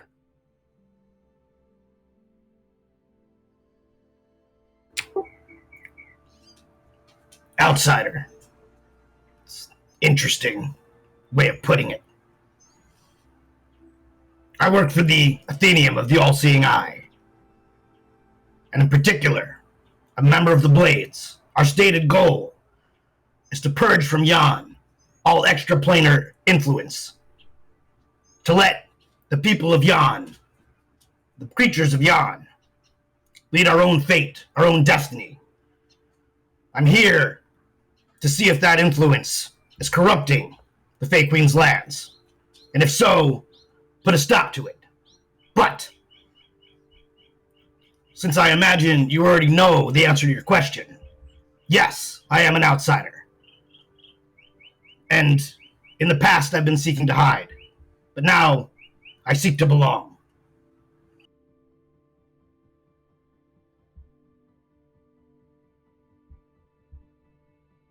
There are many ahead of you who are like yourself. They are not from here, and yet here they have found refuge. I protect this place alongside the Titan for many a century. We have resisted. You may find that you are not so much an outsider here as you think.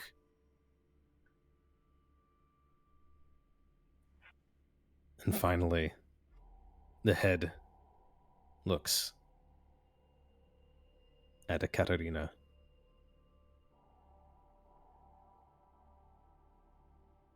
Daughter of the realm, what business have you on my path?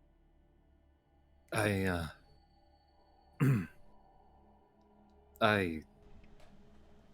do not know.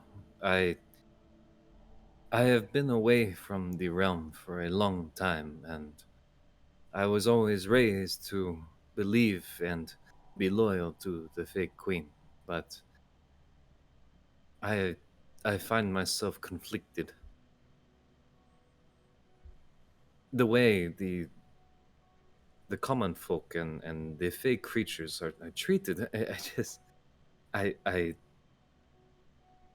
I see it now, and it pains me. I don't know where my loyalties lie anymore. I tried to run once, and I find myself here again. So I suppose I am trying to find an answer. Yes.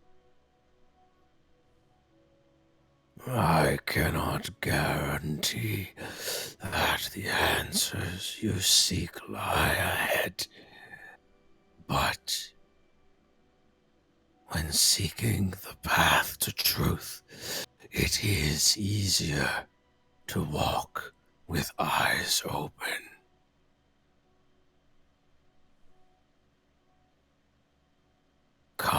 Then I shall lead you to the Titan.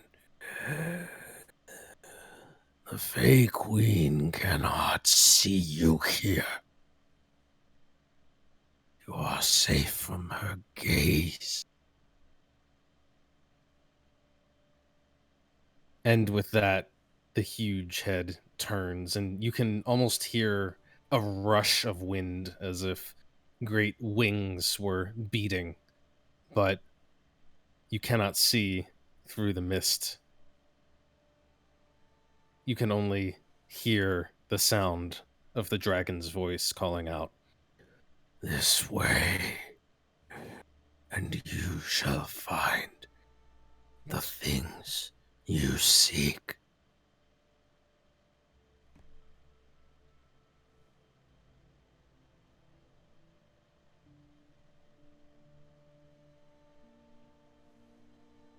and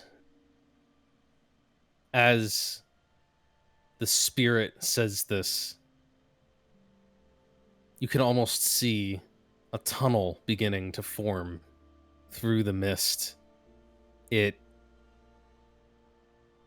makes the path ahead of you clear, and you can see that the path becomes sort of wildly irregular ahead of you, seeming almost to defy reality, as it will take a sudden hard turn up the side of the slope and then go plunging on a near vertical angle straight down into the valley.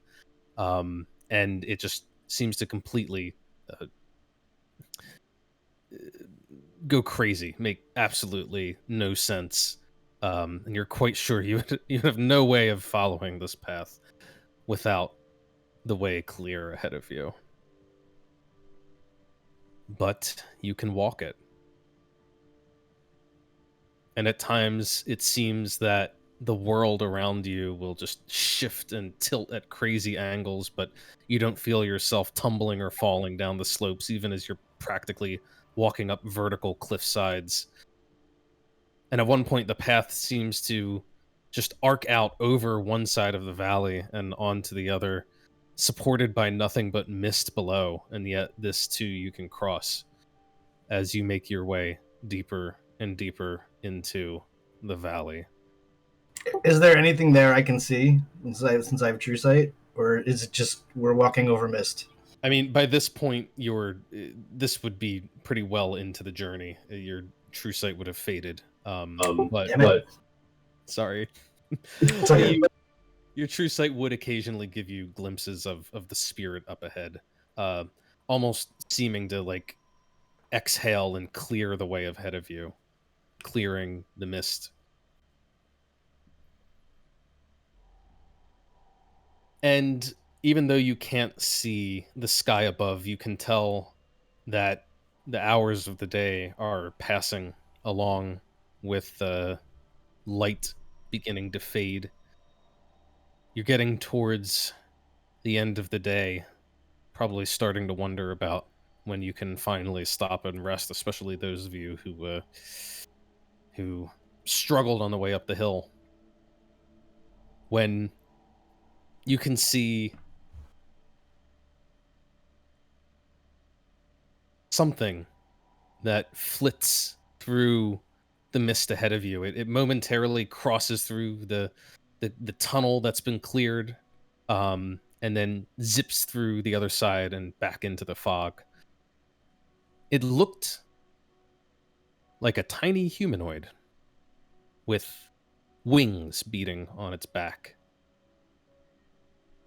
And a moment later, you see another one, or maybe the same one, it's hard to tell, just zip right past, right over your head, Cat, and then disappear. What the hell was that?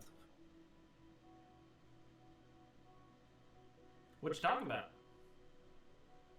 What are you No talking one about, else saw Kat? that. You mean the thing that zipped over your head? Yes. What? I didn't see it. Oh,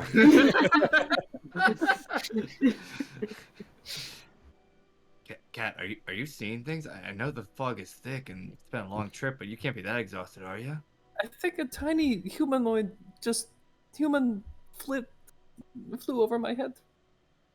Cat, was Man, something in that teeth. marrow we ate? Oh, you should be seeing it too. You also ate the marrow. Yeah, we'd be hallucinating too. That's why I'm asking. Am I gonna start seeing shit too, Cat? I don't know. Well, the dragon did just say that there's others here seeking protection from the Fey Queen, so the idea of a flying humanoid might not be out of the realm of possibility. Let's see. Was that a pun? No. Because we're in some kind of pocket of the. Never mind. Out of the I realm. understand. Let's see. Where the heck? Okay. See, because I'm pretty sure Kat has never seen a fairy before, or a pixie or whatever the hell it was. She has no idea what it is.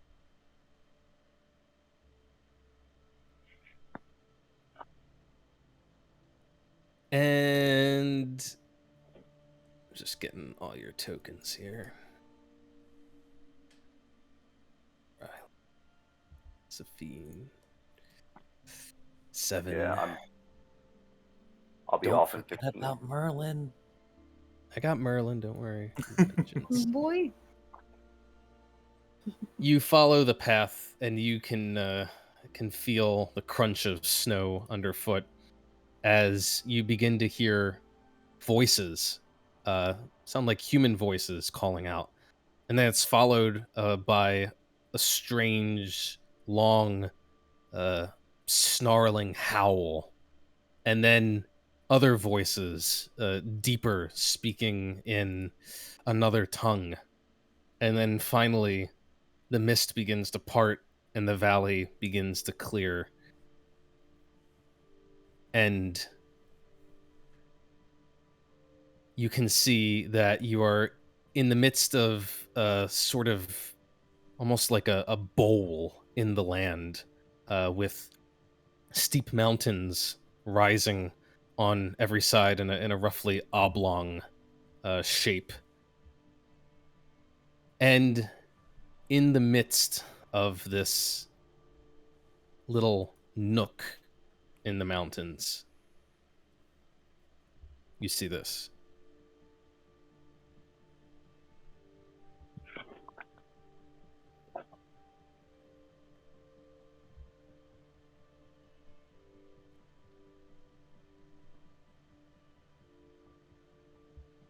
Ahem.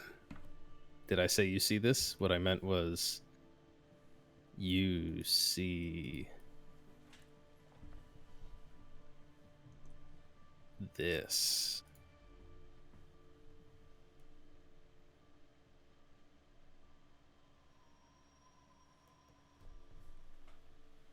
Oh my god. Fuck.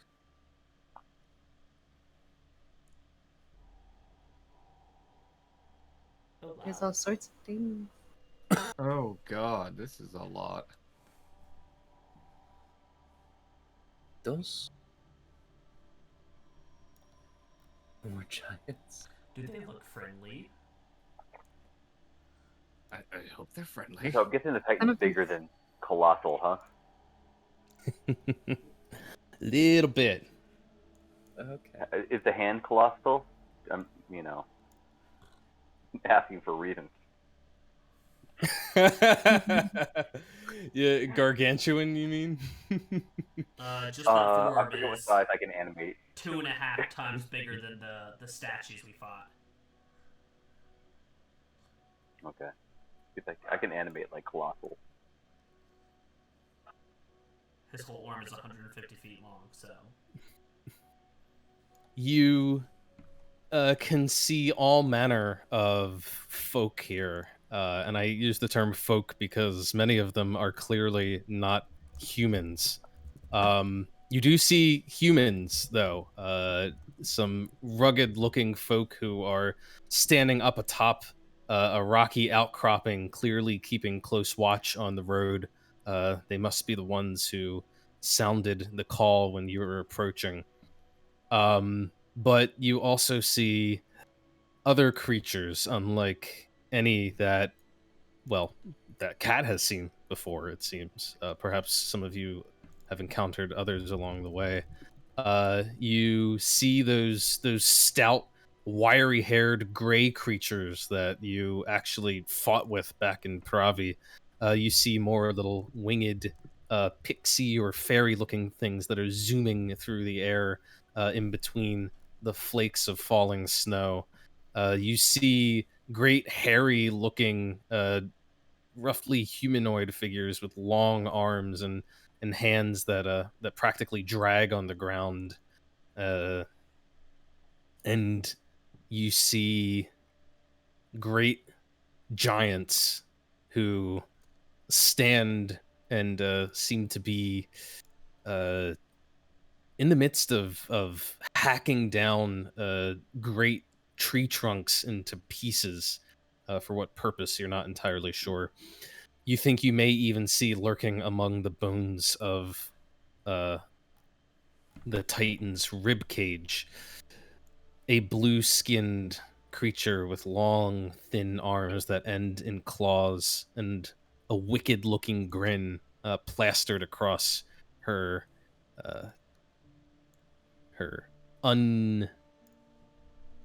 her asymmetrical features, the word I was looking for, as she is busy tending what might be some sort of giant cauldron she's got steaming there.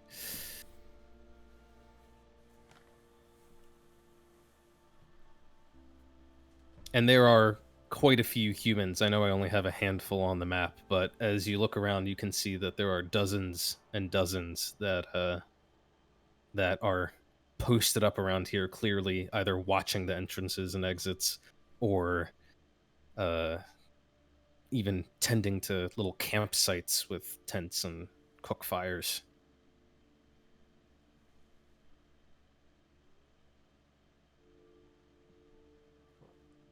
This is possibly the worst place I could ever be. Why do you say that, Cat? Many. Dude. Many. Very many. You need to be diplomatic. Yes. Mhm. How well that went last time with the last person that I met with the many. They didn't go poorly. We talked it out. Yeah. With Laska. Oh. Oh, okay. yeah. Because, I mean, Nordronga, she wasn't really part of the many. They just Does thought that she- giant have 2 heads? I mean, we can Chad, just do go you up look- and I can go Hey, up and Vengeance, you should just try to not talk do to 'em. anything, and you should just follow the group, because last time you did anything, it went poorly. And by the last time, and when I say last time did anything, I mean last time you did, like, the last 5 or 6 things. I'm just gonna go talk to them. No, wait, Vengeance, stop. What? Stop. Why? Just stop. I'm proposing peace here. I'm not gonna do anything. I'm just gonna go talk. Would you listen to your mother for once? I'm not his mother. You ought to be. I don't Someone know my has to mother. guide him. I've never known my mother, Ryland. Oh, stop making excuses for being disobedient. Just listen. What? Just listen to people for once. Just calm down. I'm being reasonable here. We'll need to all talk. right? Nimue, do you want to take the lead on this? Maybe. No, we just need to find the nearest person who looks like they speak a language we speak, and ask if they Ryland, know I will someone- be. Ryland, they're right I will up be above completely us. honest. I don't even know why we are here, and we are here because you wanted to go find someone, but you Yeah. won't explain who. But I I- also What do you mean? that this is crazy. We are in literally a camp of the. They're probably listening to us talk right now. They're probably So about to introduce shoot us ourselves. all. They're staring down at you from up Listen, above. it's gonna be It's gotta really be- awkward when we tell them that we're inquisitors for the Fey Queen, but we'll That's get it all out and the- explain it. Oh, We just okay. gotta find Laska and ask for his help. Cat Well, just that's the a- waves of the people above. I think they're pitching tents. What? Why would you say that? Oh my god. Okay, do fairies speak common? What do fairies speak? I've never seen, like, honestly, I haven't seen, like, any of these creatures before. you It's know not like they are very anything common. About your land? It's not like they were very common when I was growing up. I'm just gonna start yelling to the guy up on the cliff there. Excuse me, can we talk to someone down here?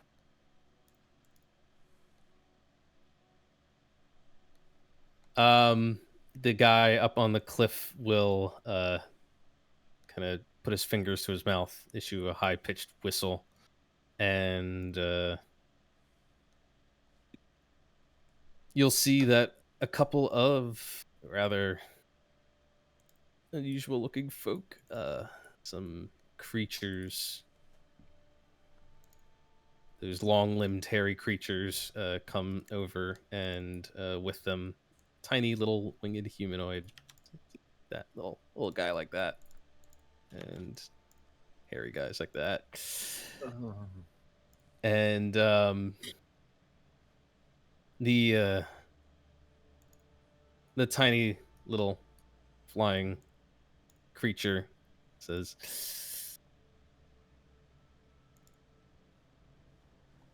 What business have you here with the Titan? Oh, You've walked the path. The spirit has guided you, yeah. but you are not one of ours. Yeah, the dragon was very nice. I spoke to someone who told me the person I needed to find would be here. It may go by the name of Laska.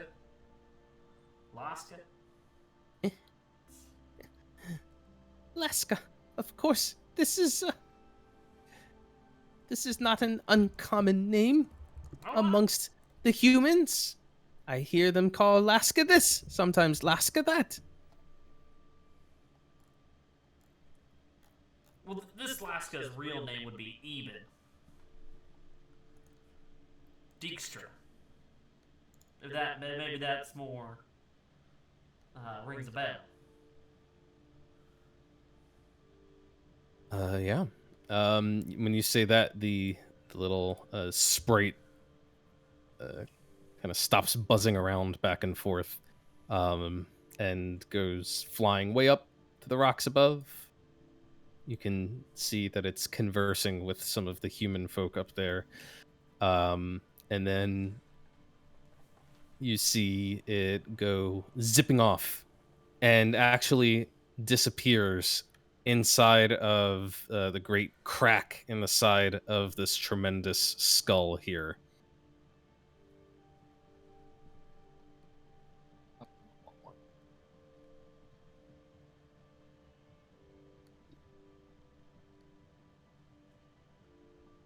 Seven, who's been standing there with his jaw slightly hanging, has been having a really intense look on his face. Apparently he can't take it anymore, and he just flies up and lands on the sword that's up here.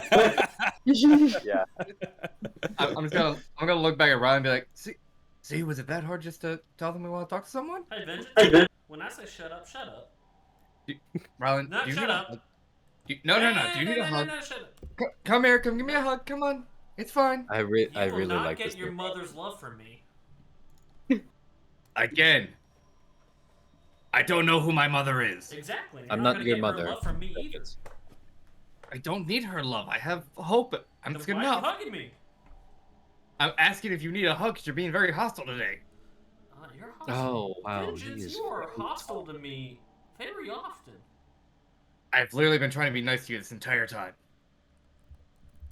Gonna admire the very tall people. Yeah, these two huge giants come striding over. They don't look quite as massive. Actually, are stone giants large or huge? I forget. Oh, they are huge. Yeah, they're not quite as massive as the stone giants that you encountered back near Visegrad.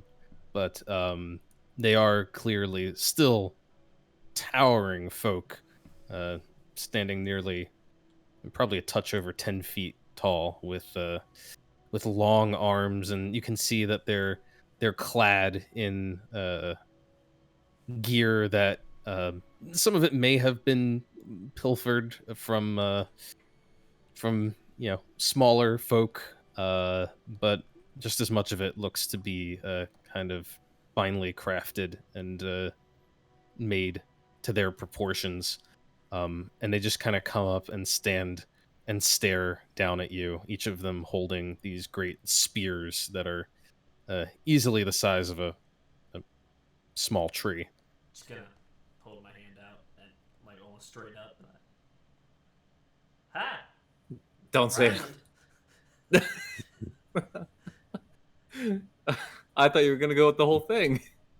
Have you heard of Eldath?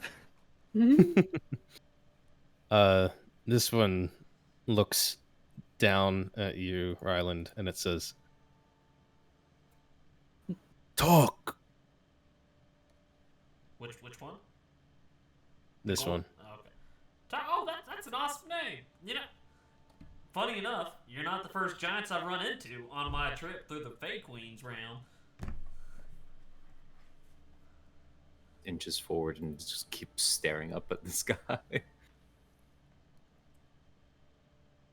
You happen to know ulg-us, maybe Volgsy or Oldtag?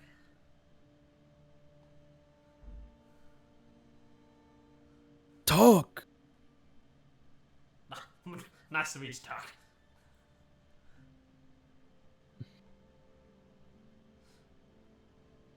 You like it here? The giant seems to eye you a little suspiciously as you just keep on talking very chipper fashion. And then it kind of humphs and backs up a little bit. Bless you. Sound like a sneeze.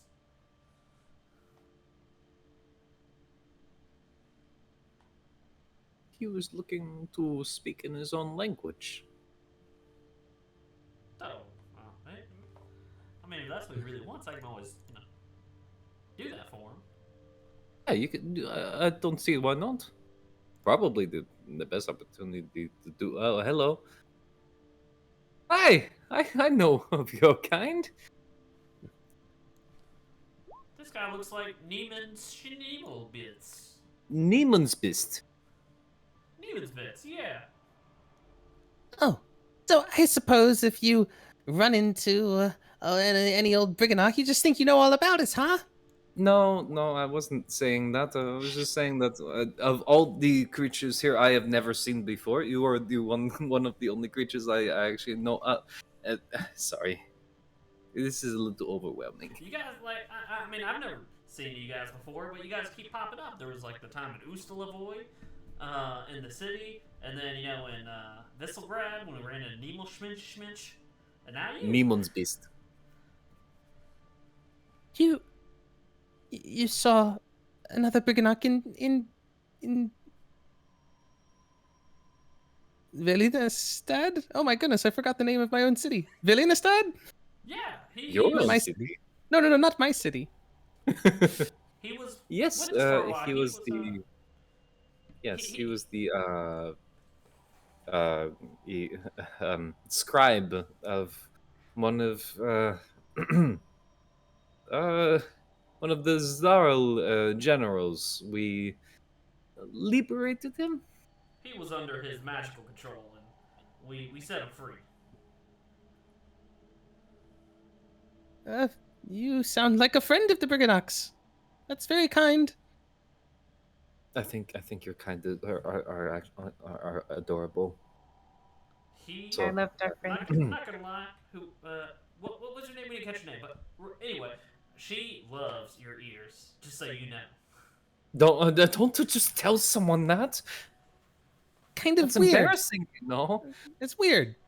She wants to pet. She wants to pet your ears. Trust me. No, Shut up. That's quite all right. There's no need for that. I was just sent to tell you that Eben Dijkstra will see you. Oh, lovely. Oh. Where do we go? Oh, do follow me. Lead the way. See, Ryland, that's like I said, we just had to talk to him. Yeah. I see you're still not We doing got the it. shut up part, Vengeance. I see you're still being a hostile asshole for no reason. Shut up, Vengeance. I guess Seven, who's been scraping furiously at the sword, trying to get all the snow and ice off it, to see if there's actually metal underneath there. He sees people. Walking away, and he looks down at the sword, looks up, looks down at the sword, looks up. Come on, Seven. Stories the sword could tell.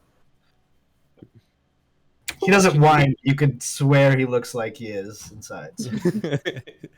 I'm assuming you're going to be reading metal on that thing later. Well, you know he's gonna try. I'm gonna have to come up with some good lore. You know, Some pretty Titan- awesome lore. I feel like a Titan falls into legend lore. Yeah, but I'm too broke. I've spent all my money on Legend Lore. That thing is like 500 gold a pop.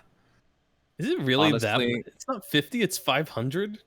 Yes, sir. Oh my god. Honestly, I don't dude, give you a if whole want lot it, for I 500 will- gold, do I? I No, will give you he's a broke. donation. He's completely broke. I'll give you a donation of 500 gold. I want to know about this sword too. It was his I might- grandpa's. I might have to to modify the cost of legend lore for my game specifically because I'm so skimpy with it. To have the cost actually reflect the value of the spell. You could also you could modify the price or something. Yeah, I'd probably do that. The little Briganock goes scurrying between the broken teeth of the giant's jaw here, but you can see that with the way that the skull is kind of canted to one side, there's more room to actually go underneath of it over to the side here.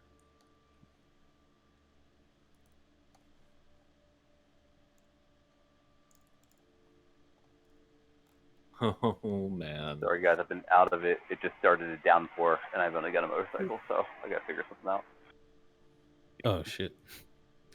That's unfortunate. Poncho time. Yeah, my ponchos are all packed up at a different friend's house. He's only been here for like 48 hours.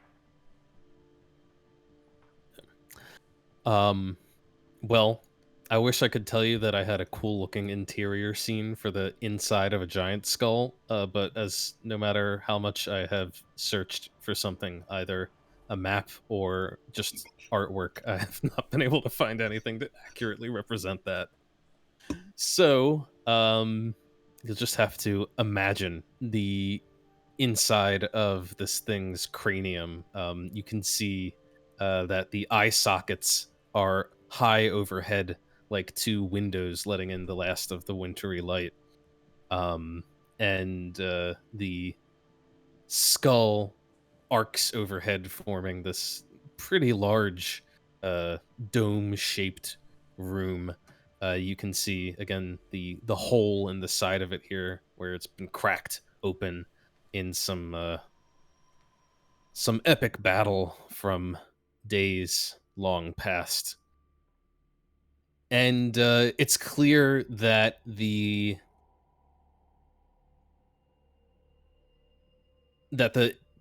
skull has served as a sort of shelter, perhaps for quite a long time. It looks lived in. It looks used. They've laid down rugs and mats on the floor, and there's a fire going with a little thin stream of smoke that is rising up through the hole in the head.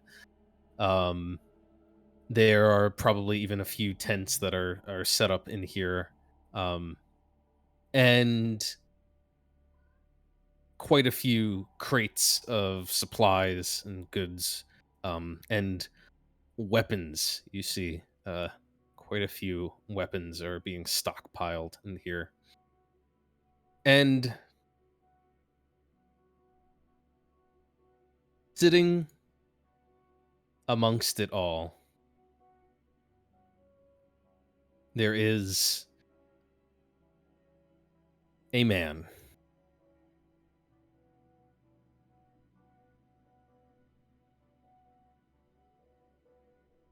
He's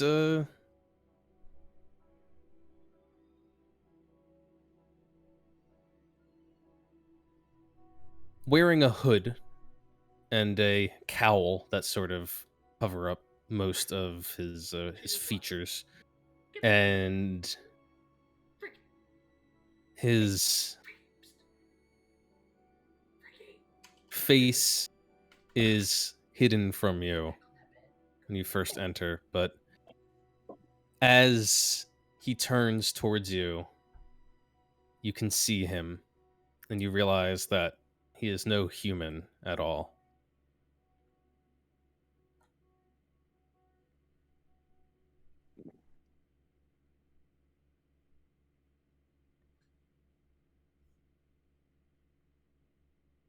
He looks like this. What the fuck?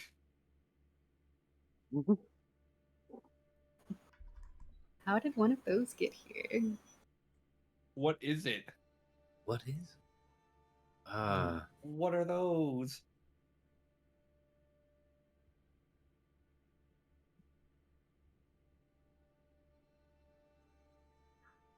ah.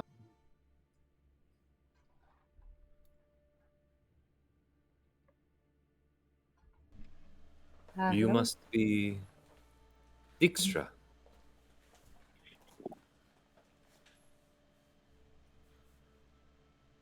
He pauses for a few long seconds, looking on you with alien eyes, and then replies in a soft voice. A name of convenience, but effective as any other. I We- understand you come seeking me. That's right. I'm Ryland. Yes, we come seeking you thanks to messages that our friend Ryland received. I believe he has something to pass on. I was speaking to the Alaska from Ustalavoy. She gave us a location where I may be able to find you. There's a lot of things going on in the realm that the many probably need to be aware about to be ensure the mortal hand doesn't get the upper hand. If this Laska determined to reveal the location of this place to you, then they must have placed great trust in you, or else been terribly desperate. Well, when I did speak to her last, she was in a mortal hand prison. I think the Ustalavoy chapter may be not functioning anymore. Yes, we ceased receiving reports for them some days ago. Some weeks ago, probably at this point. But we happened to be in Valenistad, touring the Mortal Hand facilities, and we happened to come across a prisoner of the Mortal Hand. I don't think she was a part of the many, but the hand were treating her as if she was. And through that, we came to know that who the Mortal Hand is currently targeting.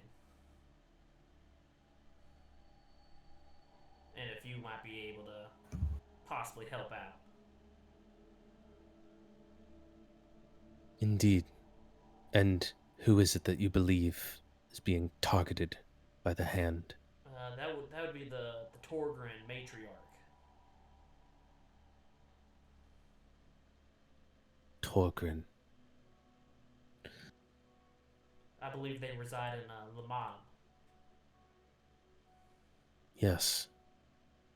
A name not uncommon amongst the dwarves of this plane. The Mortal Hand seems to think she knows some secret. Hmm.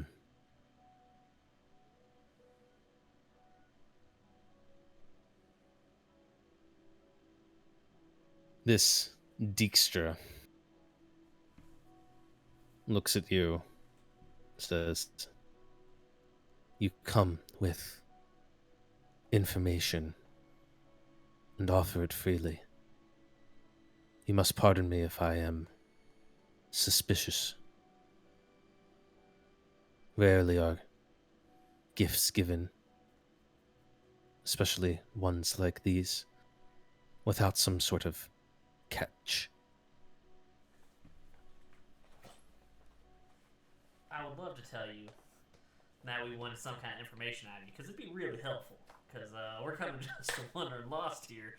But to be quite frank with you, we were brought in by the Fey Queen to quash the many. And since being here, we haven't really found a reason to feel that way. While we were in Grad with the Fey Queen, there was an attempt on her life, and she charged us with investigating the Mortal Hand, and there's some real funky stuff going on within the Mortal Hand. Yes. The hand is as corrupt as they are haughty.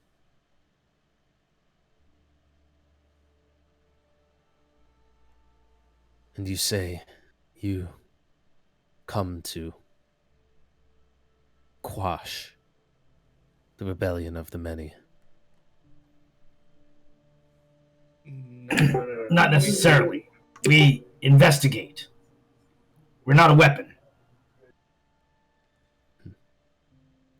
I think we seek to understand.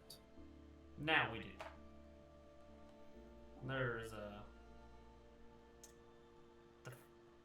I don't speak for everyone here, but I don't think the Fey Queen is the best ruler for this land. I think she is unjust, and the people are not treated fairly and with compassion. So anything that may harm her rule and stop people who are just trying to live their life, who are forced to fight for it, keeping them alive is my priority.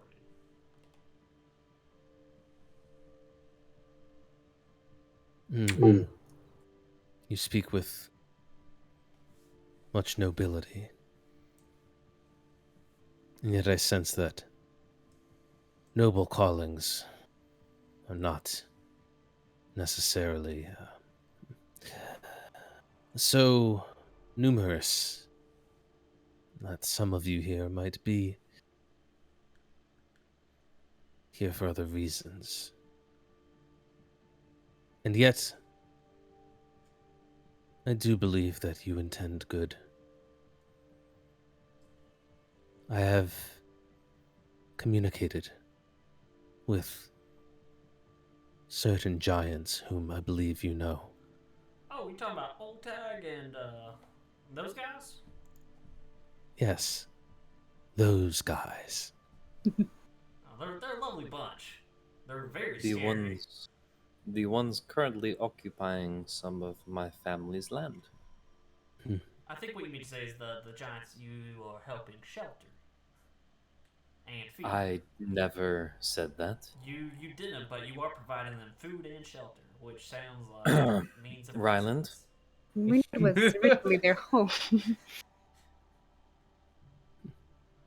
Your family's land. You speak as if the land is a thing that you own. Yeah, come Gee. on, Cat. Granted them by the current ruler of the realm.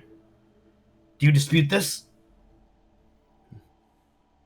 I do not dispute that one has told another where they can live, but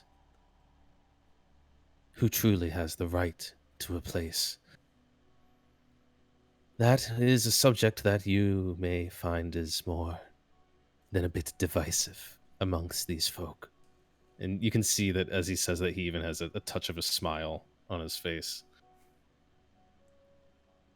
I Cat believe just- I'm a little off topic here.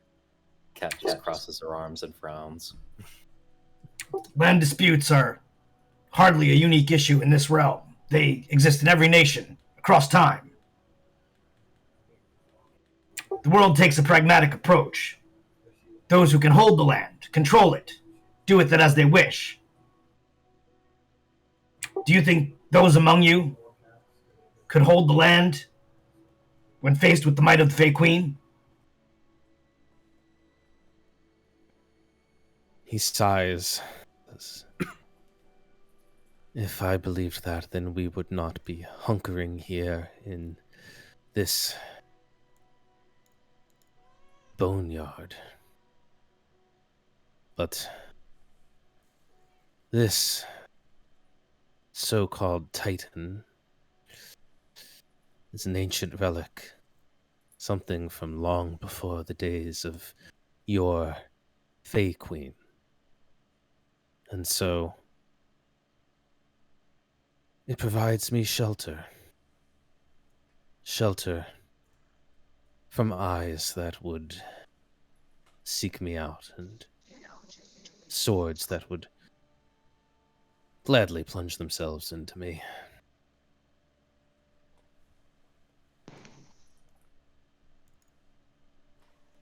Between these bones and Oranos, well, they are the only things that allow me to continue my operations here. What exactly do you do from here? It's pretty isolated. It may be a great physical distance from anything you would consider important, but I do not deal so much in the realms of the physical. I have been sending out messages, and those of the correct bearing can hear them. Were you the one in the dreams the giants had? Hmm. He nods slowly. Yes, the giants, the Fey, they are folk who have lived here long before your Fey Queen, and at the same time are not so tied to this realm. Their ancestry, their history connects them to other places. It gives them a link, a lifeline that helps to protect them, shield them. It also makes them a target. So you have a special connection with Fey creatures. I am able to reach out to them, as I am with many other folk. My kind are gifted with certain capabilities, largely unknown to yours. And what, if I may ask, what manner of folk are you?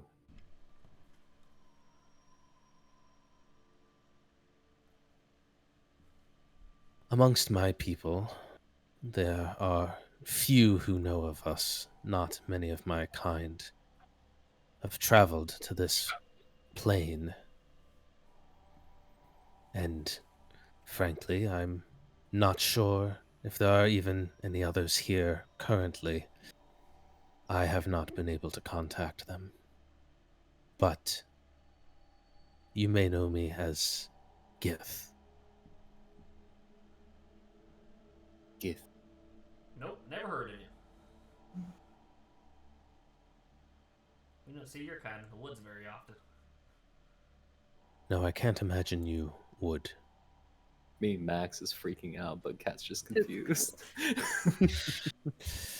Well, it may do you some good to know when I last spoke to Alaska, she was the prison she's being kept in. I don't know how guarded it is or how isolated it is or what kind of barriers up around it, but she did mention that she was being kept with dwarves and fey creatures. That would make sense. The mortal hand does often seek out to imprison, torture, and ultimately exterminate those who resist their goddess.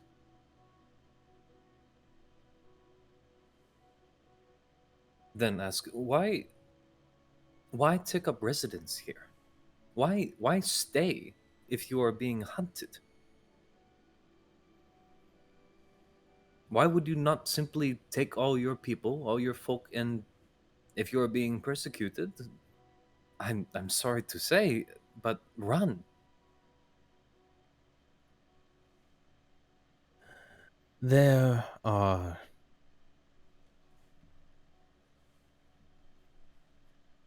no places that these folk could go where they would be safe from your benevolent ruler. They may flee ahead of the tide, but the tide does not stop coming in. This plane is doomed, if not for my efforts, for I do not believe there are any here who truly understand the danger that the Fey Queen poses. I don't understand.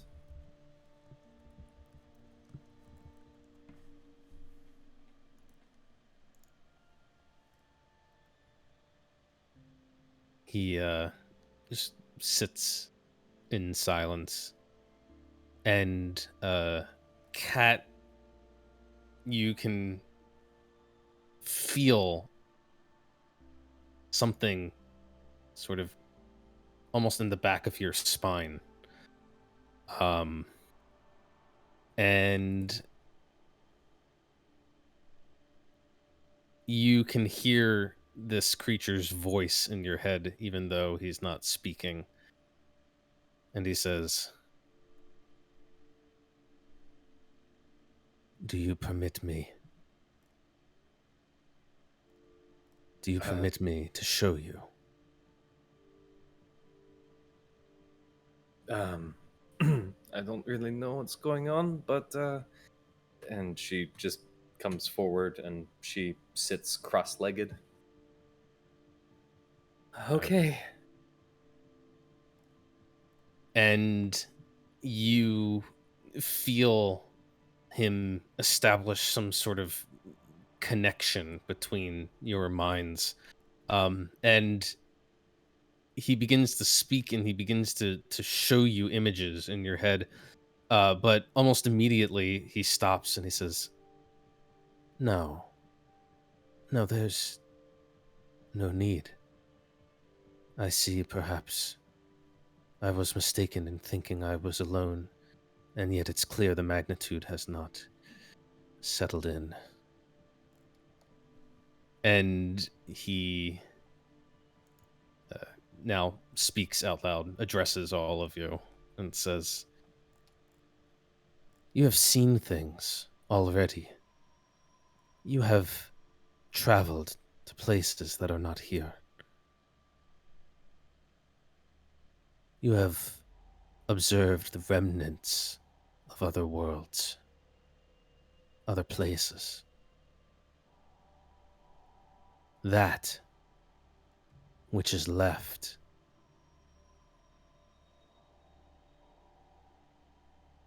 Your Fey Wait. Queen will, in time, do the same to this place, if left to her own devices and the inevitability of time.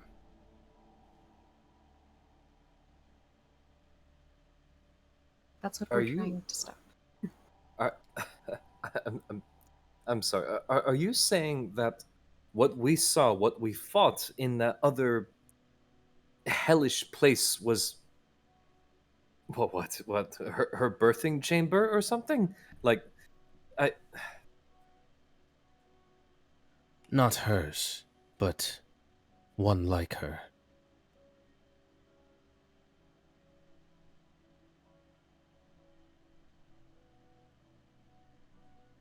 I can see it is difficult for your mind to grasp. But if you will, the Fey Queen is yet to be born. She is still in the womb, still growing, still developing. Her powers are vast, yet not as complete as they one day will be.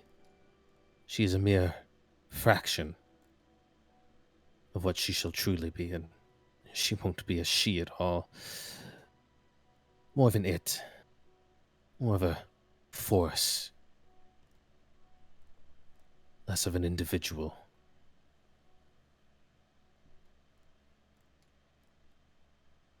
It is remarkable.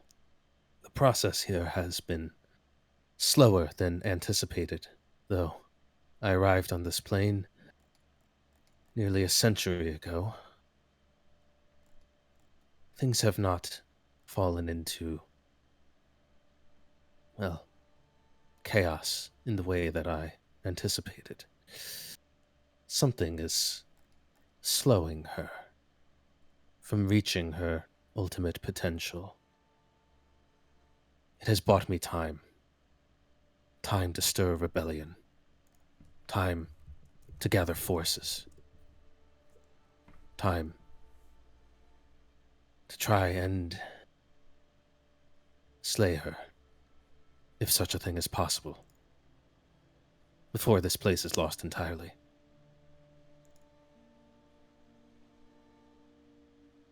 And how does one slay a being that exists in the very earth and air?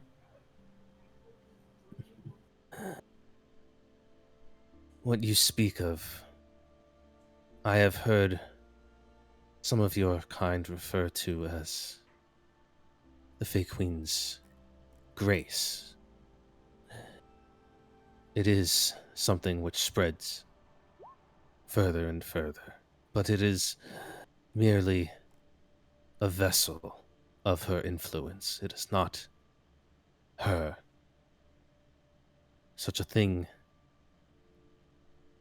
as a body, if one could call it that, must be more centralized, and is likely well hidden, and impossibly well defended, for all she need do is concentrate the might of her mental powers, much like my own, but magnified to grotesque proportions.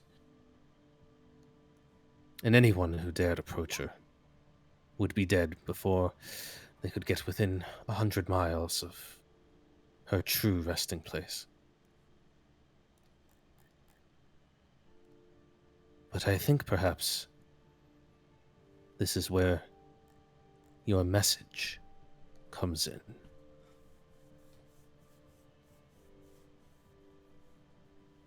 You speak of dwarves with secrets. I have been here for some time. I have sought after ways to circumvent the Fey Queen's magics, her psychic abilities, ways to prevent her scrying and her possession. You have found one means of it here, gestures around him. But in my years of research, I believe there may be something else.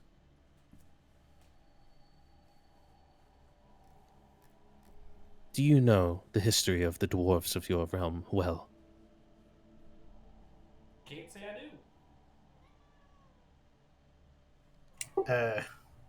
do. Like, if it's general history, like, Seven knows a bunch. Are you talking specifically about the dwarves of the Fey Queen's lands? Because then he probably doesn't know that much. Is that something I would know? It was a little rhetorical, I was going to explain, but if you want to make a history check, you can. I mean, if it's historical, if it's rhetorical, I mean, Fair I'll say enough. Fair enough. like, You guys might not be total dum-dums. yeah. Let's see. Apparently, Kat doesn't know much about the dwarves. You know, there really aren't that many dwarves around the realm of Fey Queen. They're Maybe mud, you know. you run into a couple of them here or there, but like not that many. Seven, you can roll as well. Or if you- I mean, if it looks like it was rhetorical and he's about to continue talking, then Seven won't ponder it very long. Okay. Yeah, I mean, Cat would think that part. I'm going to deliver the same information. It's just I'm going to say that you already knew this. Says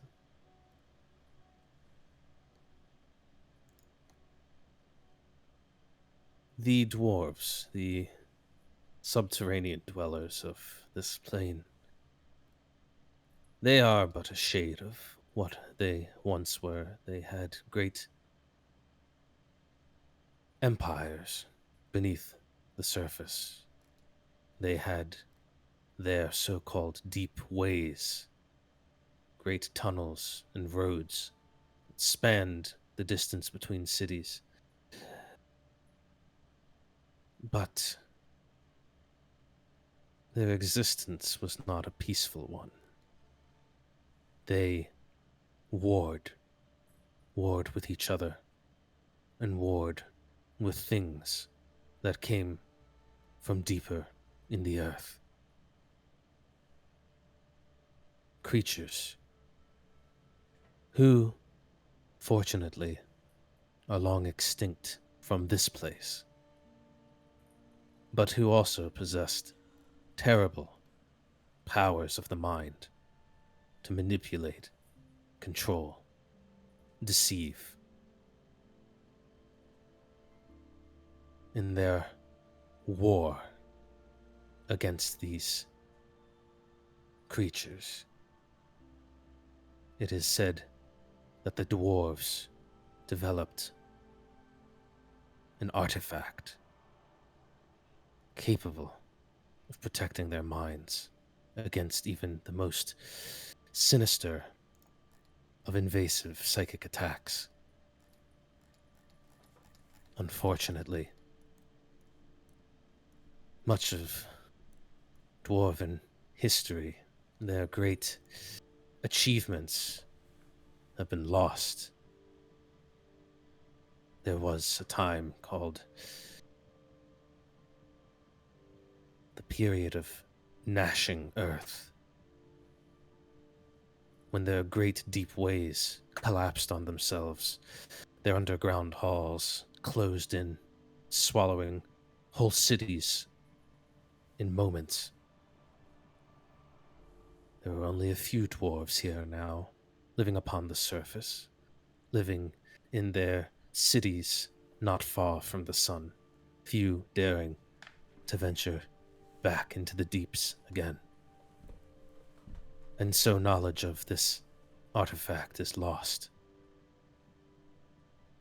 But a dwarf with a secret, and a secret important enough for the mortal hand to be seeking after them. That sounds promising.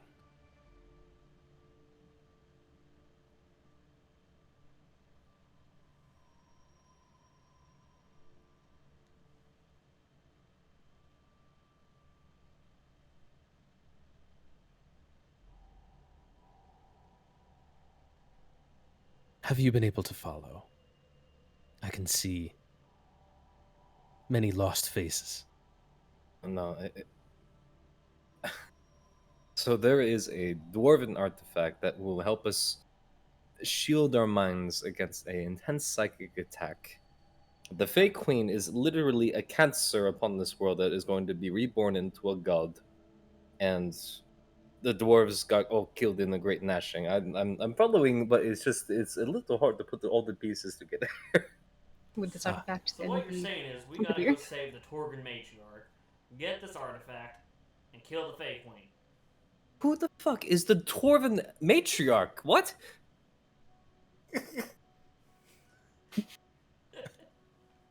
Ryland. Ryland and his secret messages. Ryland gaslighting over here. Gaslighting hard. How do you know these things? I've mentioned this like 3 times now. I talked to Laska. Nor Dronga. When did this part about a dwarven queen come into play? When we got out of the weird space. Ryland, you are leading us by our nose into a pit. I don't know where we're going. No, we talked about this, Cat, if you don't remember. Ryland, you spoke to no one about this. I spoke to Cat in private. Because I knew this would happen. It seems perhaps more thorough communication amongst you would be useful going forward. Sometimes.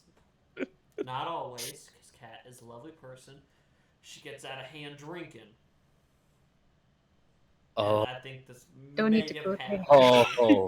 Oh, Ryland, don't you fucking start. Oh boy. Well, considering you didn't know the dwarven history bit, you did pretty good. It seems you got the gist of it.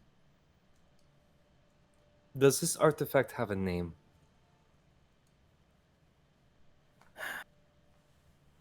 You know, you'd think I would have come across that in my research. Perhaps you'll have to find out from the dwarven matriarch that you also just found out about.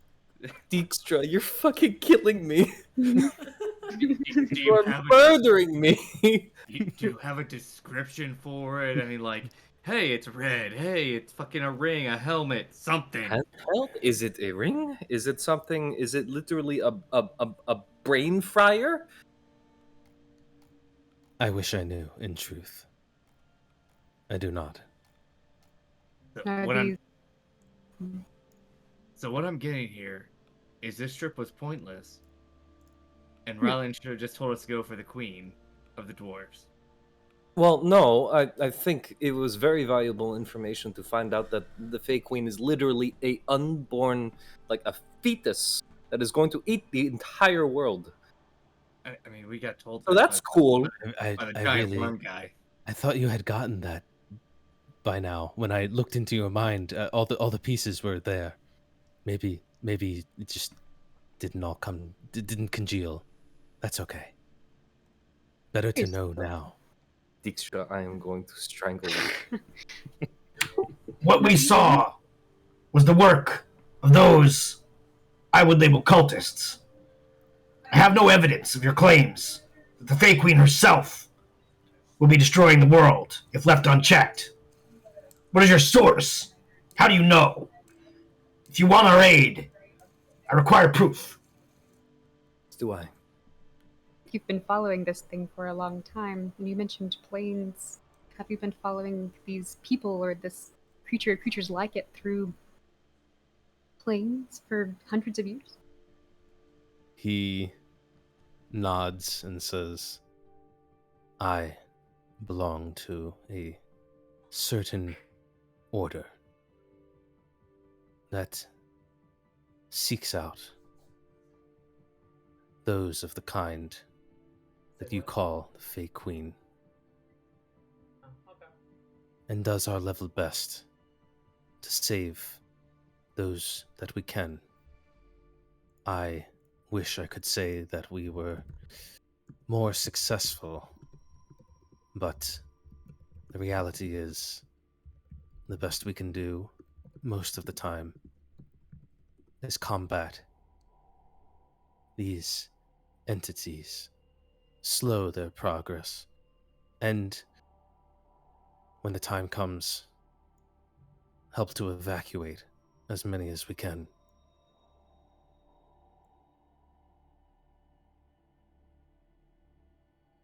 As for proof, you have already seen it with your own eyes.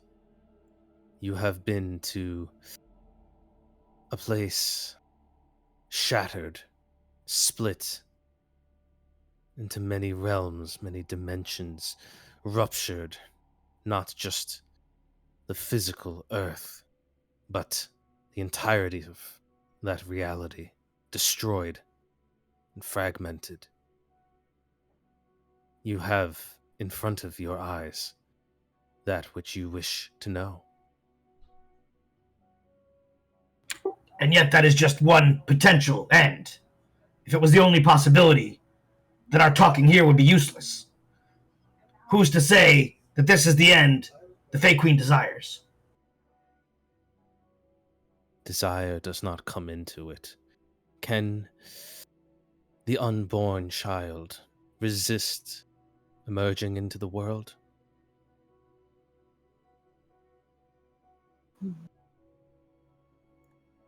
I don't remember being an unborn child, so I can't say for sure.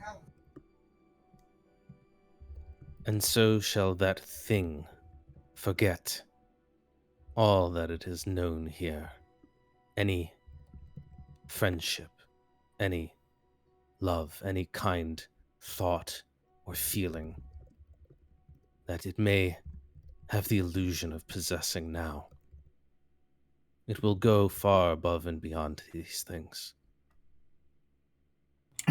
So Seven's no master of insight, but he's very focused on this creature. Is it fear that's talking? Is it a resigned certainty? I mean, like, what kind of read can he get? I will ask for an insight check, but we'll see what you can do. Well, fuck. Yeah. I mean, Cat's also like staring intently. Can I also gauge yeah, that? you can do so. Ryland. Nice. Ryland, honestly, I don't even believe. I don't know if I'd believe you. Oh, it's Yeah. Ryland saying he's cool. Okay. This guy has been incredibly neutral, has hardly shown a hint of emotion the entire time. He's been almost like robotic in a way, very No, dispassionate. RU19. He's been very dispassionate in his speech this entire time, and spoken with an absolute certainty that may have raised a couple of your eyebrows. But Ryland, you can tell that he's speaking from a place of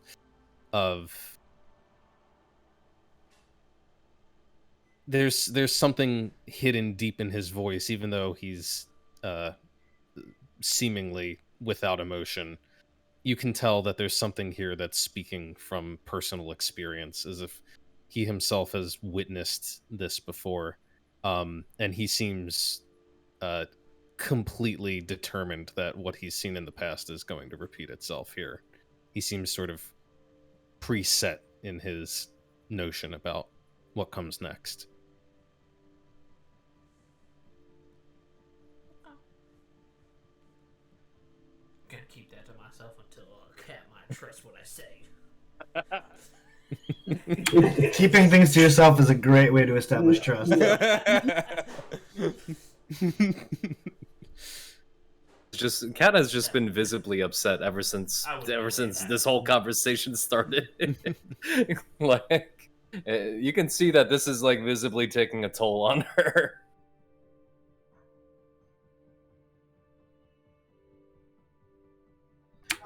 Yeah. Let's say we take it. That, by the way. Ryland is usually an exceptional judge of character, and we all trust him. So I suppose I'm willing to trust you. But what would you have us do? Even with some magical mind safety box, the Fey Queen's powers seem beyond the likes of us. They may be beyond the likes of any individual, but that is why we are many. So you're gonna drown her in bugbears? I don't buy it. Do you know how she freely switches between the bodies of the faces? He thinks about that for a second, as if he's trying to figure out how best to interpret it for you. It's like a form of possession, but it is not the sort of possession you might associate with a vengeful spirit that simply invades one body and overcomes the mind within. It is a possession of the very substance. It can lead her to take control of an individual, one who has been inoculated, trained in the process. Otherwise, if she were to simply force the magnitude of her will upon an untrained mind, it would snap. But this possession, as I said, it is not just of a body or a mind, it is of the substance of this place. Her forms. If you've been to Villenestad, then you've seen her cathedral. You've seen the forms she is said to take. They are not metaphors.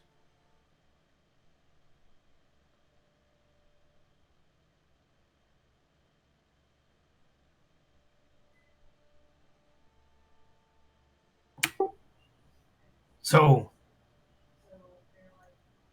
when she subsumes one of her faces, becomes them for the purposes of control, can she be trapped? Can we prevent her will from drawing back, leaving her body defenseless? Without something like that, I don't see how we have a chance. Is that why you were targeting the faces? You were trying to figure it out. We have sought the faces with the hope of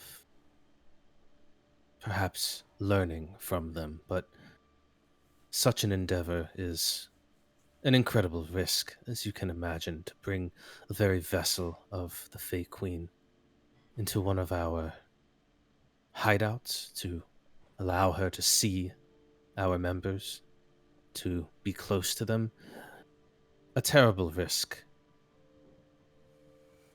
If you are referring to the incident in Pravy, which I understand you were also involved with, stymieing. We were a little underinformed at the time. The only thing that we saw was a bunch of thugs about to kidnap a young girl. I was busy. You can dancing understand how that Yeah. how that might look. with a pretty Kidnap. dwarf named Lielouka. Quite the opposite. We were attempting to save her from kidnapping, from a life of enslavement and servitude. at the behest of the Fey Queen without the will of her own. Something that I have come to realize as well.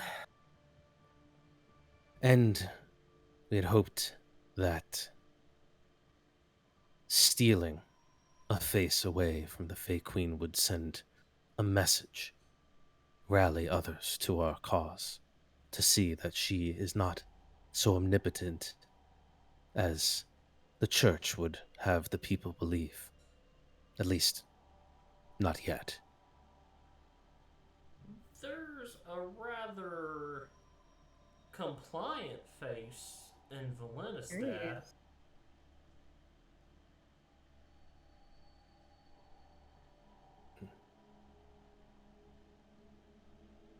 She told Even- us about the academy up north.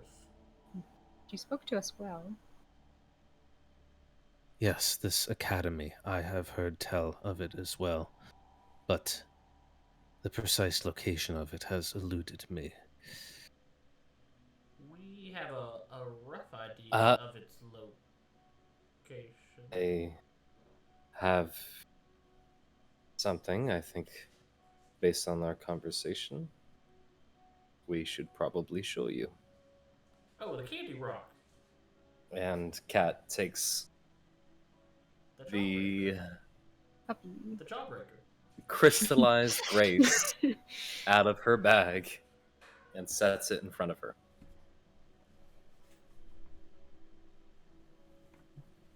The puppy?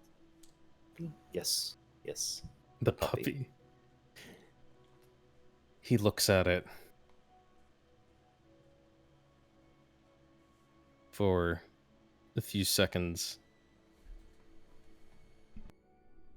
and then he turns his face up to Kat. I've never seen such a large concentration of grace in one place.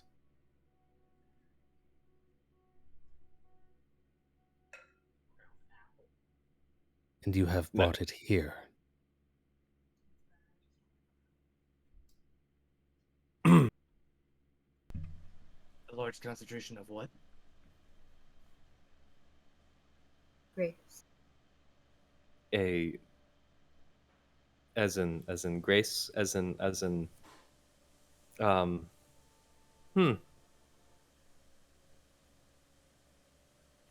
the essence of the Fey Queen, or the creatures that have resulted from the Fey Queen, or am I understanding this correctly? Somebody say something. I don't know magic. I can't say anything. Wait, what did you ask? Grace, I don't know what that is. It's her. It's if the Gith here is to be believed, Grace is her influence manifest, her corruption seeping into this world. Ah, that is what that is. And we brought it to And the you hiding licked place it. of the many. I didn't lick it. I didn't lick anything. As Seven is saying this, you see that this Gith, who goes by Dijkstra, stand. He rises calmly, and he makes a gesture up towards that hole in the skull. You see a little sprite come flying down. And you don't hear any words spoken, but he just looks at the sprite for a second or two, and then it zips off. He looks at the rest of you. We may have a problem.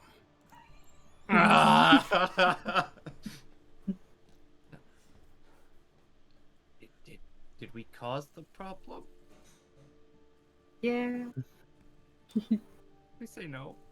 So while we still have a minute, do you think it's more important to go north to the academy and try and find it, or Lamada to the Torgan matriarch? You know, just while we wait for the bad stuff to happen. He shakes his head and he says, "There's little time for that now, but if one were to seek out the physical presence of the Fey Queen, without protection, she would, without a doubt, overpower your mind and break it in a flash. Before you even knew what was happening, you would be gone."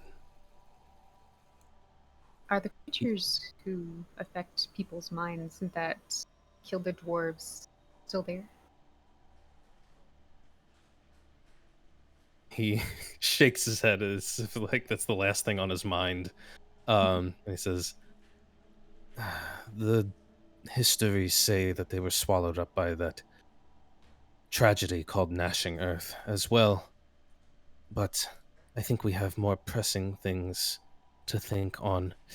Your strategy of trapping the queen in one place is intriguing, but I don't know if it's possible. I'm sorry. What else were you going to say?" Sorry. If we were to go there as another telepathic creature, I would be concerned coming across them. Because it may be a piece of our plan to try and trap her to obtain this artifact.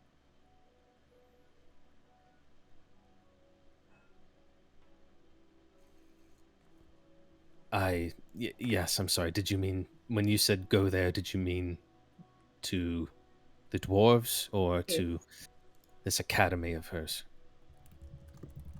Speaking about the dwarves. Huh. I see. It is a risk, but he shakes his head. I'm afraid I don't think we have time for grand strategizing. If that is here, then I think the Fey Queen is not far behind. Should we also get rid of these badges she made for us? You've been carrying around doodads that she shaped with her own powers. I'll be completely honest, we have had no idea that, one, you were here, and two, that this was going... Okay, we knew you were here. Yes, We were indeed. really trying to pick a side, so we figured it was best, you know. It seems your lack of comprehension has played directly into her hands, for it allowed you to bypass the Guardian as you approached with earnest intentions, and yet you have unwittingly carried the essence of the Fey Queen herself directly into this place. Send the essence somewhere else really quickly and it'll confuse her? Like, say, if we dropped it in the middle of the Empire of the Four Winds? Possible. To do so would be to only spread her corruption further than it already has gone. And hear me out. What if the big dragon buddy just, yeets it way north into her own territory, just way up there? The spirit. Look, if it can make a body, it can throw something, right? I don't think that that is the crux of the issue right now. I don't know how magic works. I'm trying to get rid of this rock. I'd be really embarrassed right now if I were you, Cat. This is pretty big.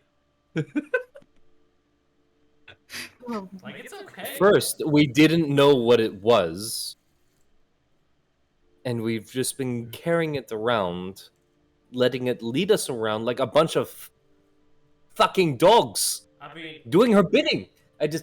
We're also carrying the brain in a jar that tries to control people. You've been carrying what? I forgot about We forgot Brian. about that. You've been what?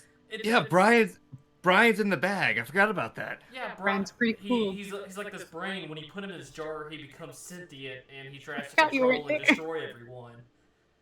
It was an boy. It might be semantics, but I think he's already sentient, and the jar just amplifies it. I don't really know. He's really silly and thinks he can take over the world from a glass jar, so he's not really a threat. I think the silliness also might be an inherent property of the brain and not an effect of the jar. Just so we're all on the same page. Just has her head face in her hands. What happened to you, Boy? Did you just lose all your memories, Cat? We brought this No, up. I wasn't there. We brought this up. We told you about it on the road to Vasiligrad. I feel like hearing about it was very different from experiencing it. Kat is just walking out of the fucking skull. She's like, I'm done with this shit. We have to get out of here right fucking now. Do you want to take the rock that you looked? I'm taking the puppy with me. She just fucking storms out.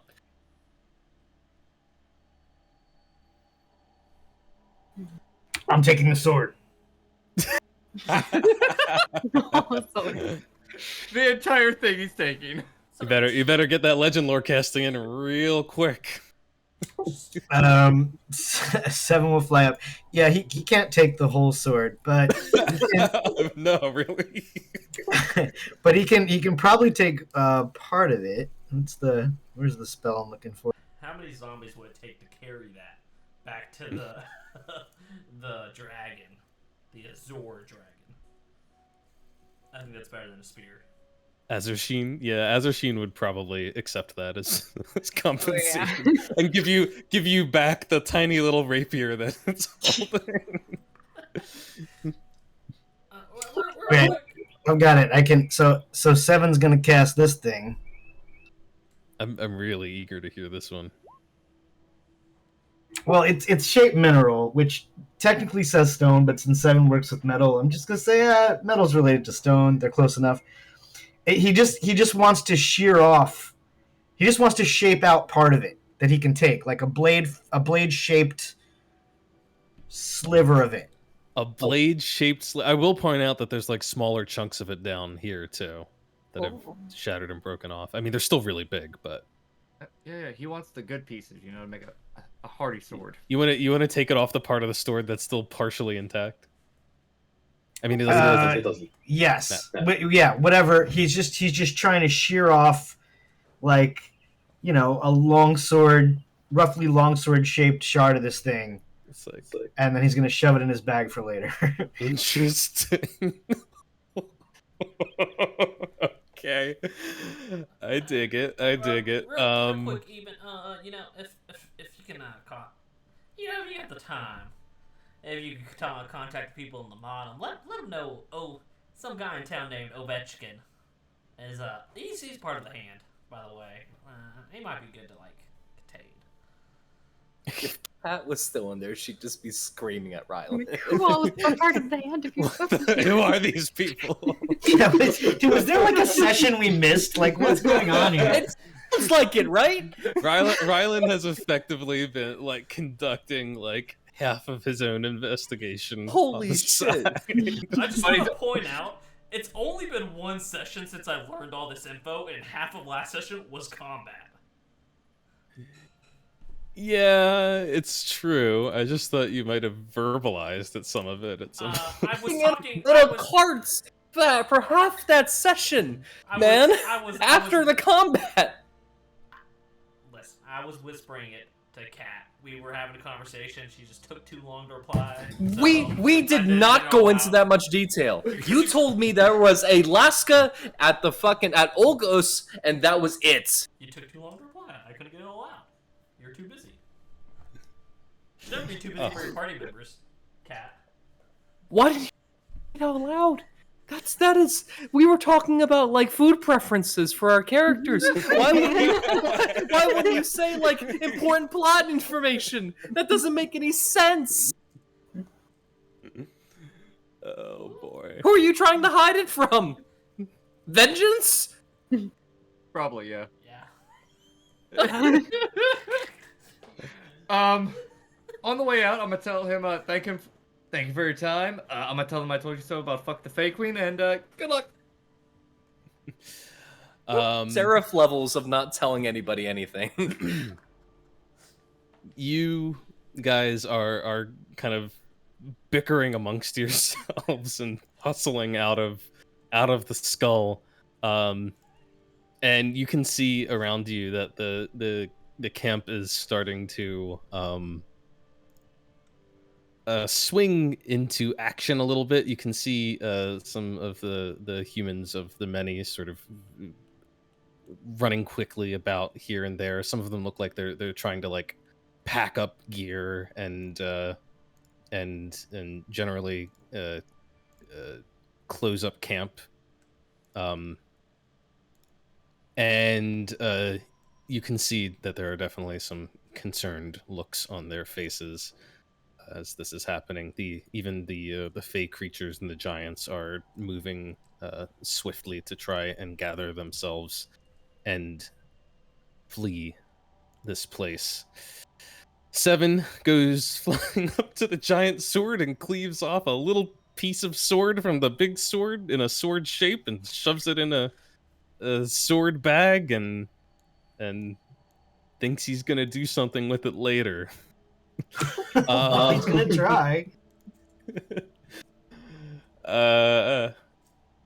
And Cat what has- about has- what about the rest of you? What are you doing? Are you just like leaving or what? Is there something else on your minds? Cat has taken the crystallized grace and thrown it into the snow. And if Ryland comes around, you see her with her sword above this fucking thing. Like, it looks like she's about to fucking start swinging at it. She's just fucking looks frustrated and confused and fucking like her whole world has been shattered. Go on, Cat. Give it a whirl. Give it a whirl. I imagine like Ryland says that and then like steps back a little bit, like. She just glares at Ryland, and just with a sound of profound frustration, she just can't bring herself to do it, and she just sits in the snow, just collapses into the snow on her knees. We're gonna give it a couple taps with the staff and be like, seems pretty solid. Ryland, I don't know what to do. Are there any volcanoes in the realm? Look, we need to get out of here, right? I mean, to give these people a chance, we just have to go. Oh. Maybe we just put it on another plane. Yes, so it can destroy that plane as well. And she takes it and she shoves it into her bag and just storms off again.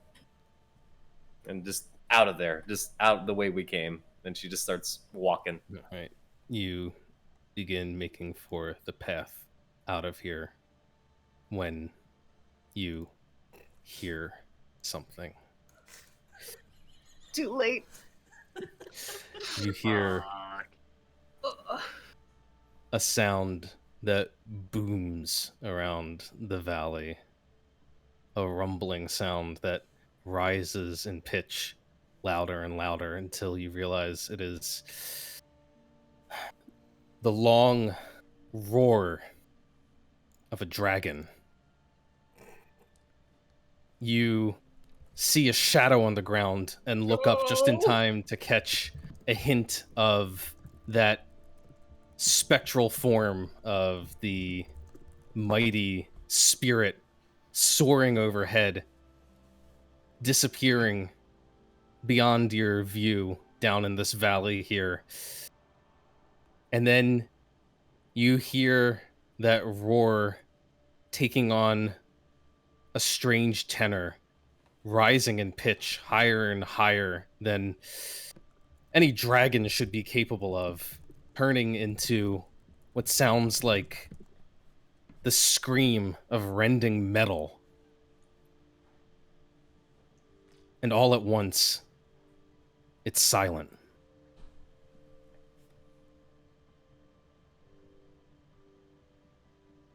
And then you feel a patter of snow, Cat, on your shoulders. And you look up, and you can see that the snow is shifting and seems to be falling off of the great skeletal wrist above you. No way. Stop. No way. Throw the puppy. Eat the puppy, go. You feel a vibration in your feet, all of you, and now you can hear shouts of panic and roars from the bugbears and the calls of the giants back and forth to each other. You can see that strange blue-skinned hag-looking woman climbing into her cauldron and then kicking the side of it as it rises up into the air. And you feel an intense rumbling as you realize that the skeleton of the Titan is trembling No. and beginning to collapse.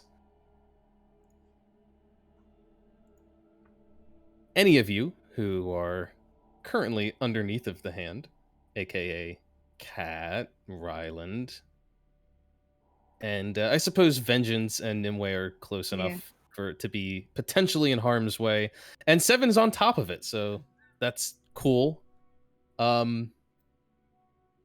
I'd like you to give me dexterity saving throws as you realize the thing is collapsing down all around you.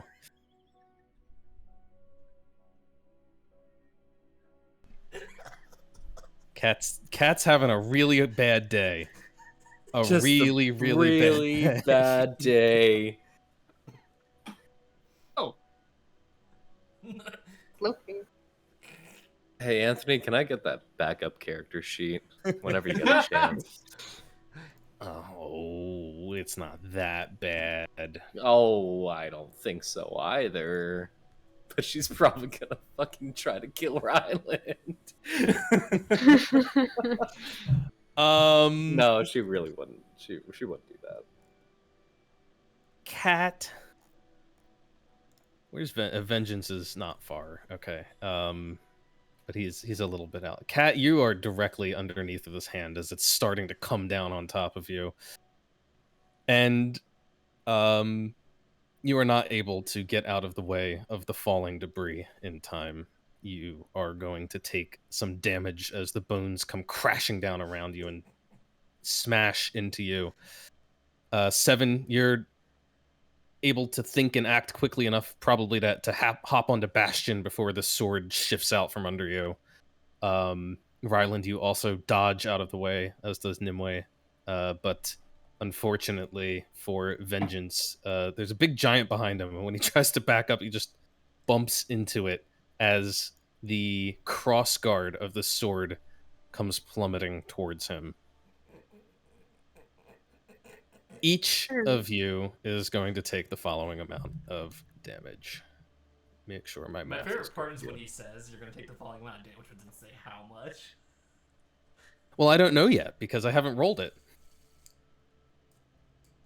Would our evasion help us? Evasion Yeah. would help you. I have evasion. Yeah, this is definitely an area that's being affected, so evasion will help you a lot. Ooh, that was not great. Let me. Oh, actually, no. Never mind. I'll fucking tank that damage. Hold on. Yeah. Yeah. Well, actually, that's a very average result. 3 5s, 3 2s puts you right in the middle. 21 points of damage as the bones come crashing down upon your head and shoulders. Vengeance, with your evasion, you're able to half that, I believe.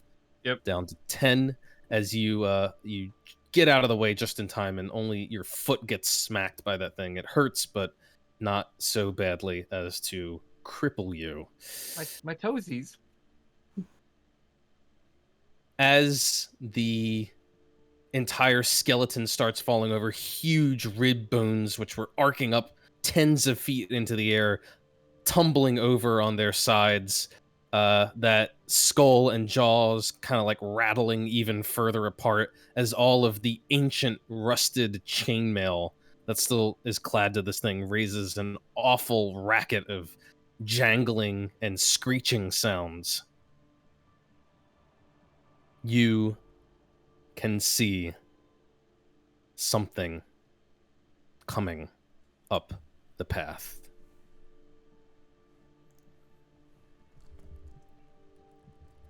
It is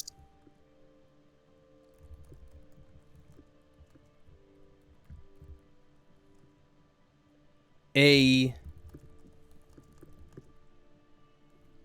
creature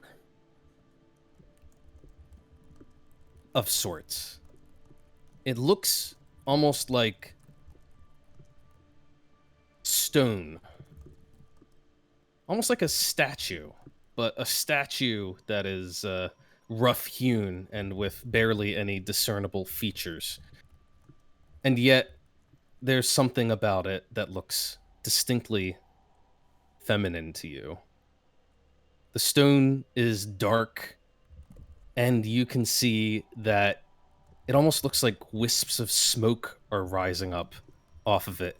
And as it draws nearer, you can actually see that bits of, they almost look like burning embers are coming off of it too, drifting on the wind, as if the thing was made from a lump of hardening magma, or perhaps the last embers of a glowing fire.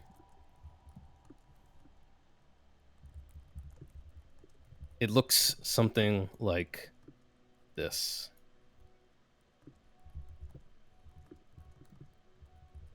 Oh.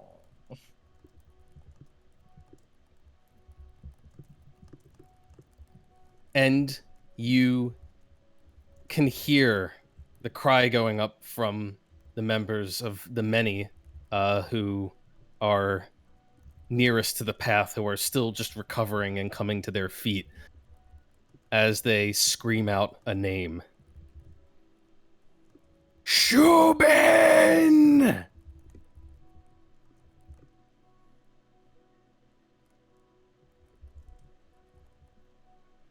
Oh, that's large. I'm also Oh, is assuming large. I assume Sophie Safine would is not be- standing on the yeah. path. Yeah. I'm going to ask you guys to roll initiative.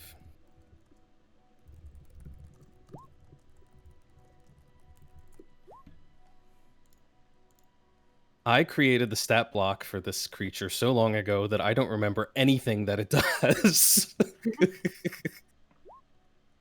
The I audacity.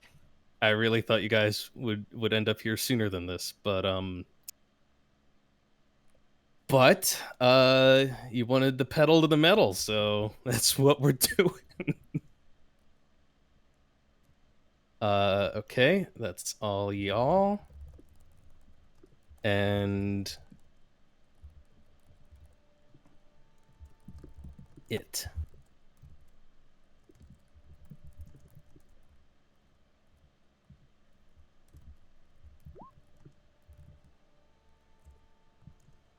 Oh, good job. Cat's not last.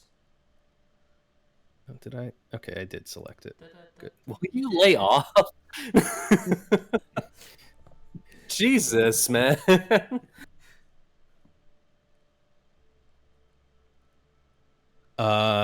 Let's see here.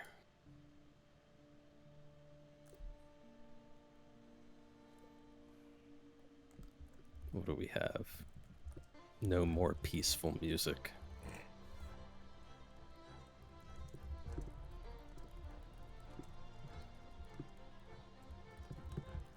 Vengeance, you are the first to act. So what do you do as you see this thing coming towards you? Well, I'm gonna do something beneficial for the party and just immediately use panache to make it so all its rolls are a little weaker. Interesting. What the fuck is that roll for that? Persuasion? Yeah. Yeah, can you post that for me? It's been a while since we've done a panache thing. For combat, yeah. You can make a charisma persuasion check contested by the creature's wisdom insight. Oof, okay. The creature must be able to hear you, and the two of you must share a language. Okay. If you succeed on the check, creature's hostile to you has disadvantage on attack rolls against targets other than you, and can't make opportunity attacks against targets other than you. Attack effect lasts for 1 minute or until you and your companion attack the target. All right. Cool. Give me your persuasion check.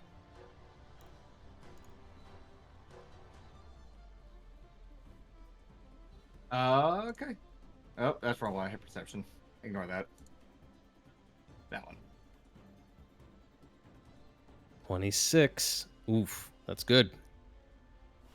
It's gonna make it's a wisdom check. It's not even a saving throw, it's just a check. Okay.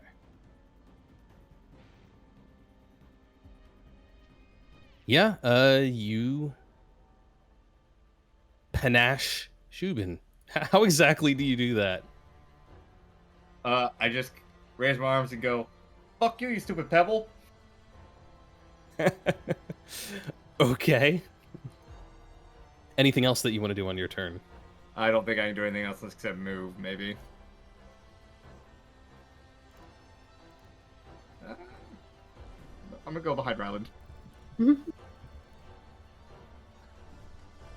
are you attacking the guy who's the enemy punching bag? Why do you think I went behind you? It's where It the hit enemy you is first. going. That's the point. That hit you first. Getting hit first anyway. All right, you go hide behind Ryland. Great. 7.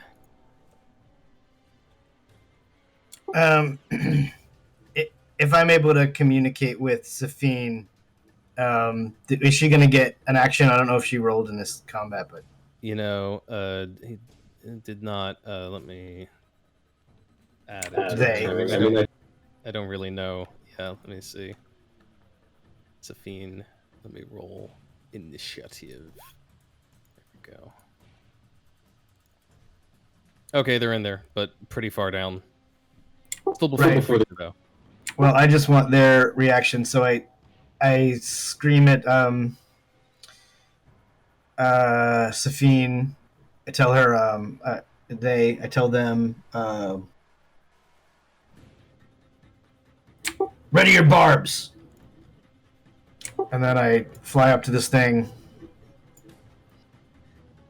I assume it's a creature. So gonna try this one.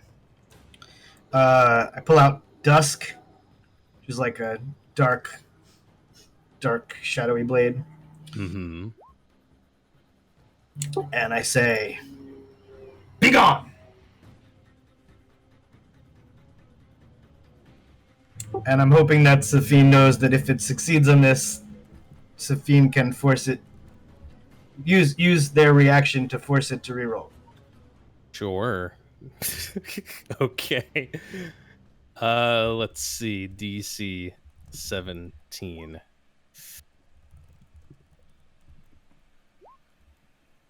Oof. Apparently, our rock Right. is very good at talking. You are contending with a force of personality. Powerful enough to animate a chunk of rock. Well, are we gonna force the rock to reroll, or is the other roll there considered the reroll anyway? You know what? I'll give you the extra roll. I should really just turn off the double rolls. They create more confusion than they help. Yeah. I mean, I'm fine with it. Basically, silvery you're barbs right. impose disadvantage. I mean, that's basically what they do. You called it out. That's true. Okay, we'll keep it for now. But I will I'm just gonna turn that feature off in the future, so there's no. Oh, do we count it? Do we not count it? When do we roll again? But yeah, it passes. And then I think silvery barbs, like Safine gets to choose someone to get advantage Correct. on their Correct, next yeah. thingy. So I suppose you can pick if you're playing them. I don't know. I don't think we're gonna get that deep into this combat to worry about it. But Safine will grant it to, I don't know who's next in initiative. Who is it probably gonna Ryland. make an attack roll?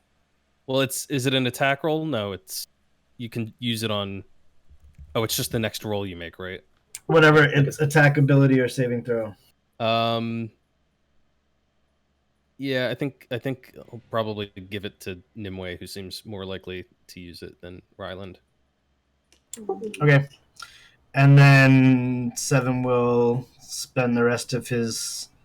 I guess he'll do the blade song thing, and then he'll spend the rest of his movement to try to start circling behind it for whatever good that'll do. All right. Yeah, it's all good. And we're up to Ryland's turn. Yeah. Where's he gonna move? That's a good question. Ryland's just gonna. God, that's too far. Damn you people. He is just gonna saunter on down here. Put his hand on Cat's shoulder. She looks like she's going through a hard time at the moment. Do an emboldening bond on himself, Vengeance, Nimue, and Cat. And he's just gonna be like, it's okay, Cat, you didn't know. It's okay, we all make mistakes. You're still better than Vengeance. Ryland, you I fucking heard that. here. Wait, what'd you say? You're the one who fucking brought us here. Yeah, I told you we were going.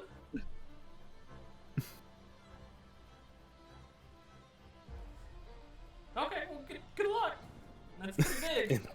Emboldening bond. All right. On top of the... no?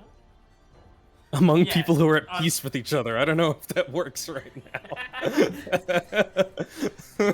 On top of that, he'll Cat's a professional. keep his, She can bottle it up for after the fight.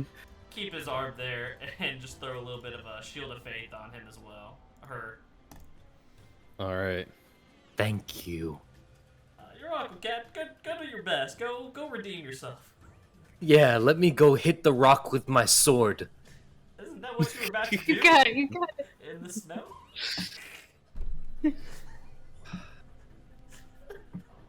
No, that's it for me.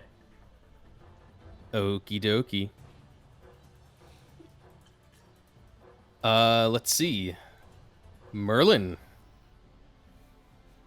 Greg can fly 50 feet. So Merlin's going to. I want him to get within 30 feet of this thing. Be about there, which is. I can do that. I'm going to have Merlin fly here. Just so he can cast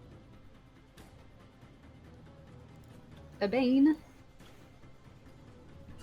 Which this thing may save against, but I'm just gonna try Charisma save. Let's try it. No. You never know. It could roll badly, but it Or doesn't. really good. Let's see. Like, we had some sort of amount of movement left. It'll be okay though. That's gonna be Merlin's turn. All right. Merlin advances, tries to hinder this thing, but it is quite potent. Nimue. Nimue will run within 15 feet, maybe here-ish. Whoop.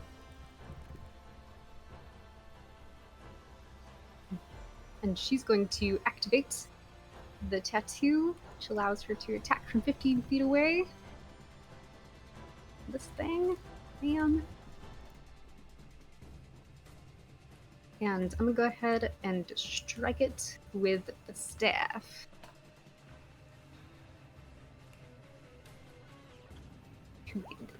Not good. Not a good start. Oh! You gonna do more to that? Yeah, sure. Just for funsies. 1. Oh wait, no, that was at advantage. Oh yeah, it was. That's true. I wrote That's that true. doodle on Yeah, my yeah, hand. from Silvery Barbs. Okay, yeah, that's gonna save you from a natural one. A 19 is a hit.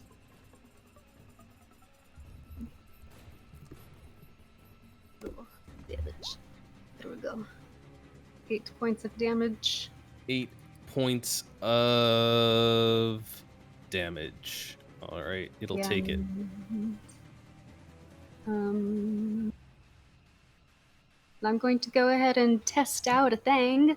Since the melee attack hit, I'm going to expend 3 charges and deal some lightning damage. Ooh, interesting. Yeah.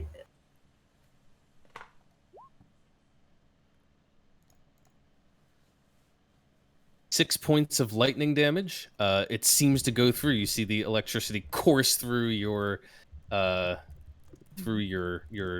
fist and just strike this thing and knock some little embers off of it. I'll get a little extra from the mall. D6. And remind myself of all my extra damage. Slayer, when you hit with a weapon attack, creature takes an extra 1d8 damage. 1 is extra damage. And then extra attack, gang. Better. That's an extra 5 and an extra 1. Okay, chipping away at it. That was a good one. Let's see, that was 11, 12. And the 19 hits for another 12 points of damage. Mm-hmm. And each of my melee attacks get the inky tendrils extra force damage. So All right, nice. Another 6. Beating it away with the lightning eldritch staff and black tentacles. Just slam into this thing twice. You can see you've knocked some chunks off of its body that kind of flop down into the snow and cause it to start sizzling and melting. And guess that brings us to Safine's turn. I have no idea what Safine might do at this point, but I'm open to suggestions. He did aid you guys earlier today, you may remember. Always a fan of animate objects. Yeah, that's Yeah, I'm assuming He's you a mean great animate fan of that. objects or some magic missiles. Yeah, that's true. Probably gonna animate those objects, isn't he? He was talking about trying to animate a colossal object. Yep, here we when he are. first showed up. He just animate. He can probably just animate one of those finger bones. It would count as a colossal or gargantuan object. Where the hell is that spell? I'm sure he's got it on his sheet. Oh, they're all renamed. Okay, there it is. Just pop it out there. It is. He can do. Oh, he can do up to a huge object. That's fine. Let's see.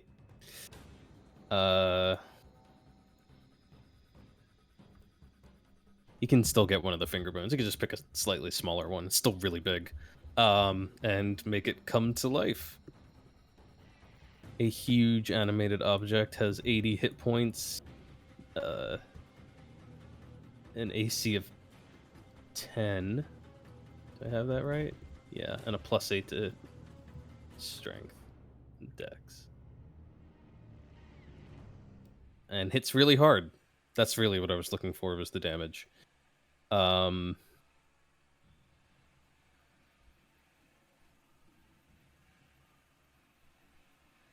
right, let's see. I don't have a token for it at the moment, but let's assume that he brings one of these massive finger bones to life. It's almost as large as the creature itself, and he just sends it to go floating off to smash into this thing, trying to hit it like a baseball bat.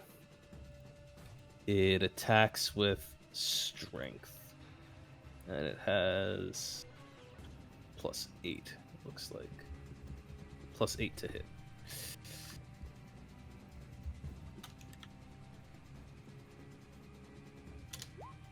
Oof. Okay. Yeah, that'll hit. And it'll do the 2d12 +4 damage.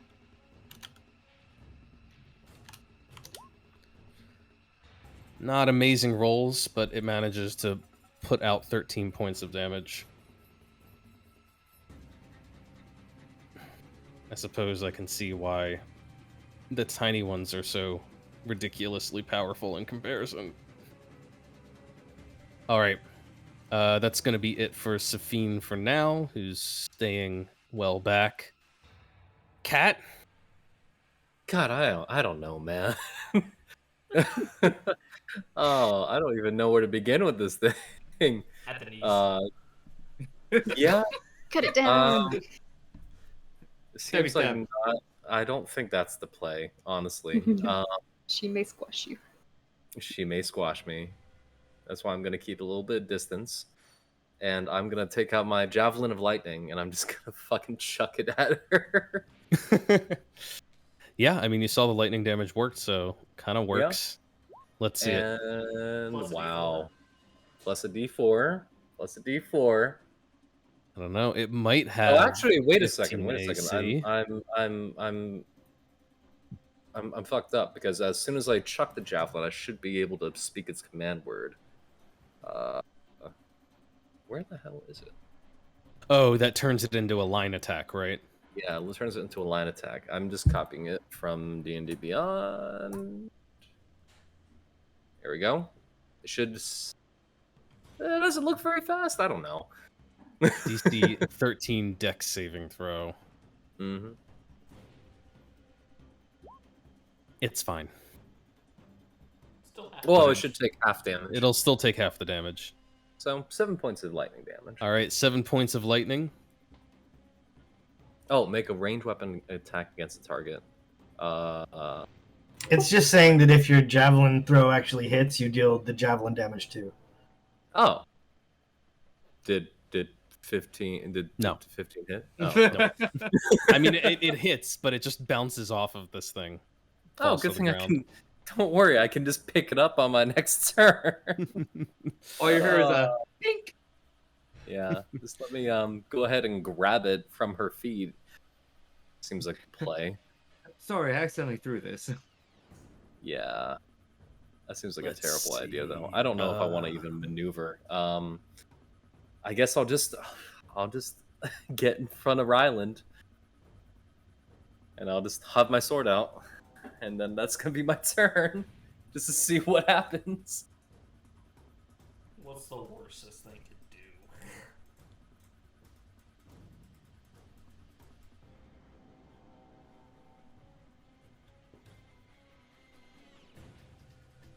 Apparently a lot, because Anthony's currently. Yeah, this is dense. Oh, maybe I should have just run, gotten out of there. Let's see.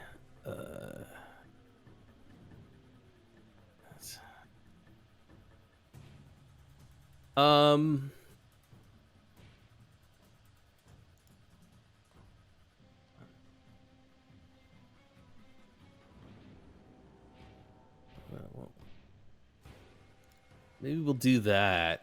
That seems interesting. I don't like that. I don't like that sound.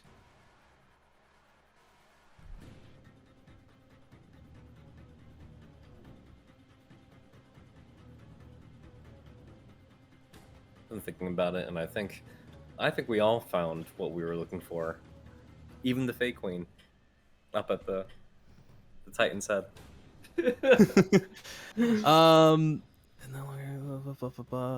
That's so weird. What a weird. I've never actually thoroughly read the spell, and it's very weird when you actually like read it all the way through. That's terrifying. Yeah, it's not bad for you guys though, because it actually gives you a chance to do something about it. Ew, I don't like that. All right, it's just gonna. Yeah, I don't know. There's probably a better. There's better spells, but this is cool, so it's gonna do this.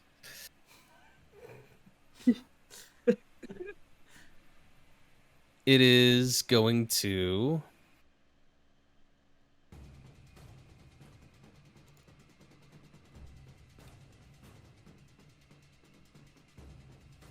make a gesture to the ground in front of Cat and Ryland.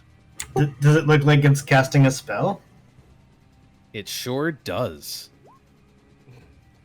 Okay, you want to give me a roll? Sure. It's my spell casting ability, right? Yeah. It is your spellcasting ability. So like int is 5, so it's like 10 plus 5. DC is 10 plus. No, no, 10 the plus- DC Right. So I add. Do I add 5 to my roll? That's what. Yes. I do, right? Yeah.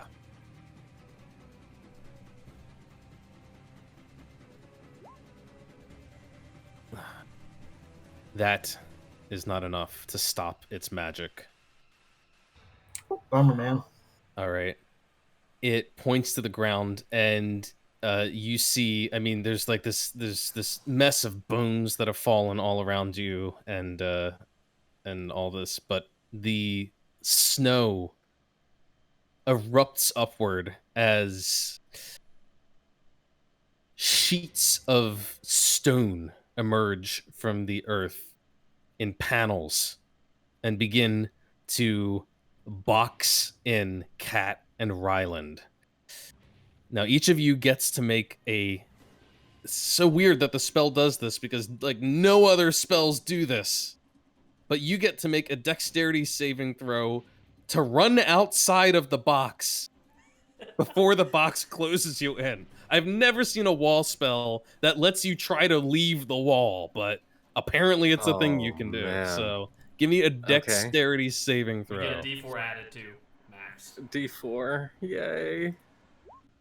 Oh my god, Hey. maybe.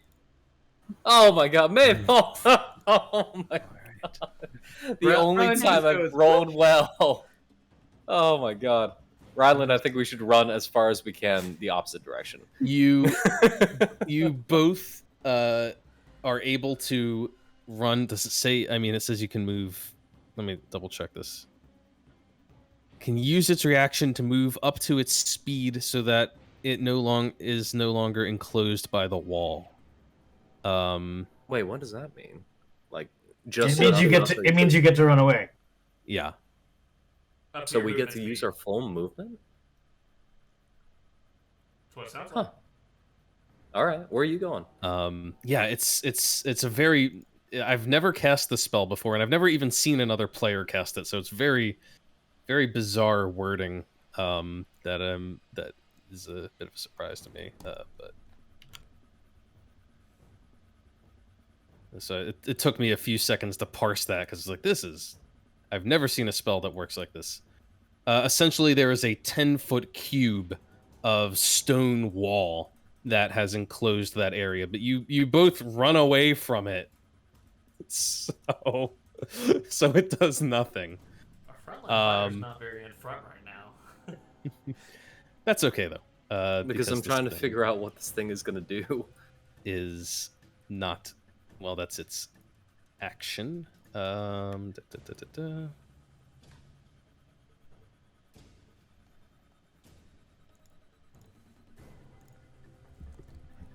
All right. there- That is its turn for now, and that is where we are going to end things this week. We're going to come back to the top of the round with Vengeance next week. And I should mention that all of the many creatures around you, humans and Fey and giants alike, are not stationary. They are all on the move. I will shift them around and have them do their things. But we will take care of the results of all of that next week. So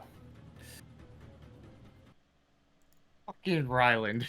Why is Damn, it right? bro, like the last hour you had us all on the ropes, man. It was super chill all the first like 3 hours. It just got turned up to 11, man. It turned into, oh hey, that rock that is the Fey Queen's essence? Oh. Done something horrible bad. Yeah, because it didn't connect to me. Like nothing connected until the very end, and I'm like, uh-oh. Yeah. Oh no. Ugh. yeah, I'll admit that you know, the hints were subtle. They were pretty subtle, but I don't blame you for not putting it all together. Cat's mind is broken right now.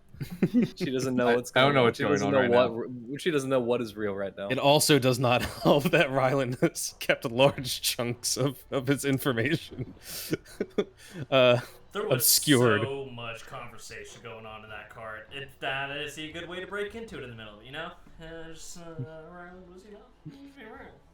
You notice how he's shifting now. At first, he's like, "Oh, it's all Cat's fault," until like, you know, it wasn't really that important. It was a really good conversation. Like that's gaslighting, man. That's what we're talking about. Don't worry. By next week's session, it'll be Vengeance's fault.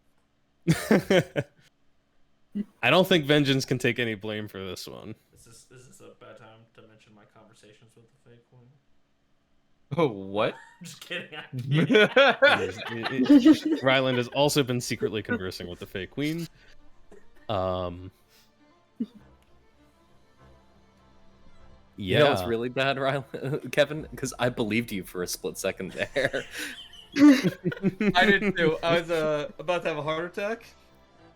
I never Yeah, got my DM reply there, Anthony. Oh, well, I was sorry. I was busy having more trying conversation. It's not mine. It's on behalf of someone else in the party. Okay. What does that mean? What does that mean? Well, I don't trust you at all anymore, man. Who are you? I'm just relaying a message someone else wanted sent out. It's up to them if they want to disclose that. It's not my job. As much as I love this, I really don't care. I did it. That's mine. ruined my fun. Now Scarlet's involved. What's going on? Oh, There's a whole second feel like game you guys don't even know about. I feel like I'm taking crazy pills. Like, what's going on? I mean, you never asked me what I was doing on the bed by myself, like meditating. JS.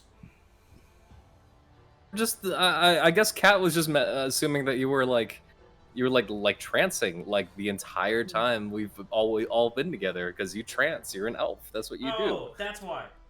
That's why I didn't say anything in the cart, because that whole time we were in the cart, I was trying to send that message on behalf of Scarlet.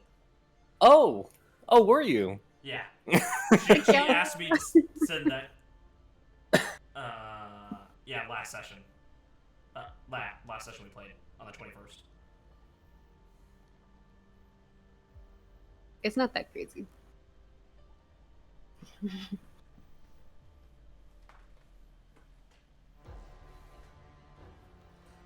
Part of it may be a little bit of a result of ramping up the pace a bit too. Maybe there might have been room for some of these things to settle a little bit more, but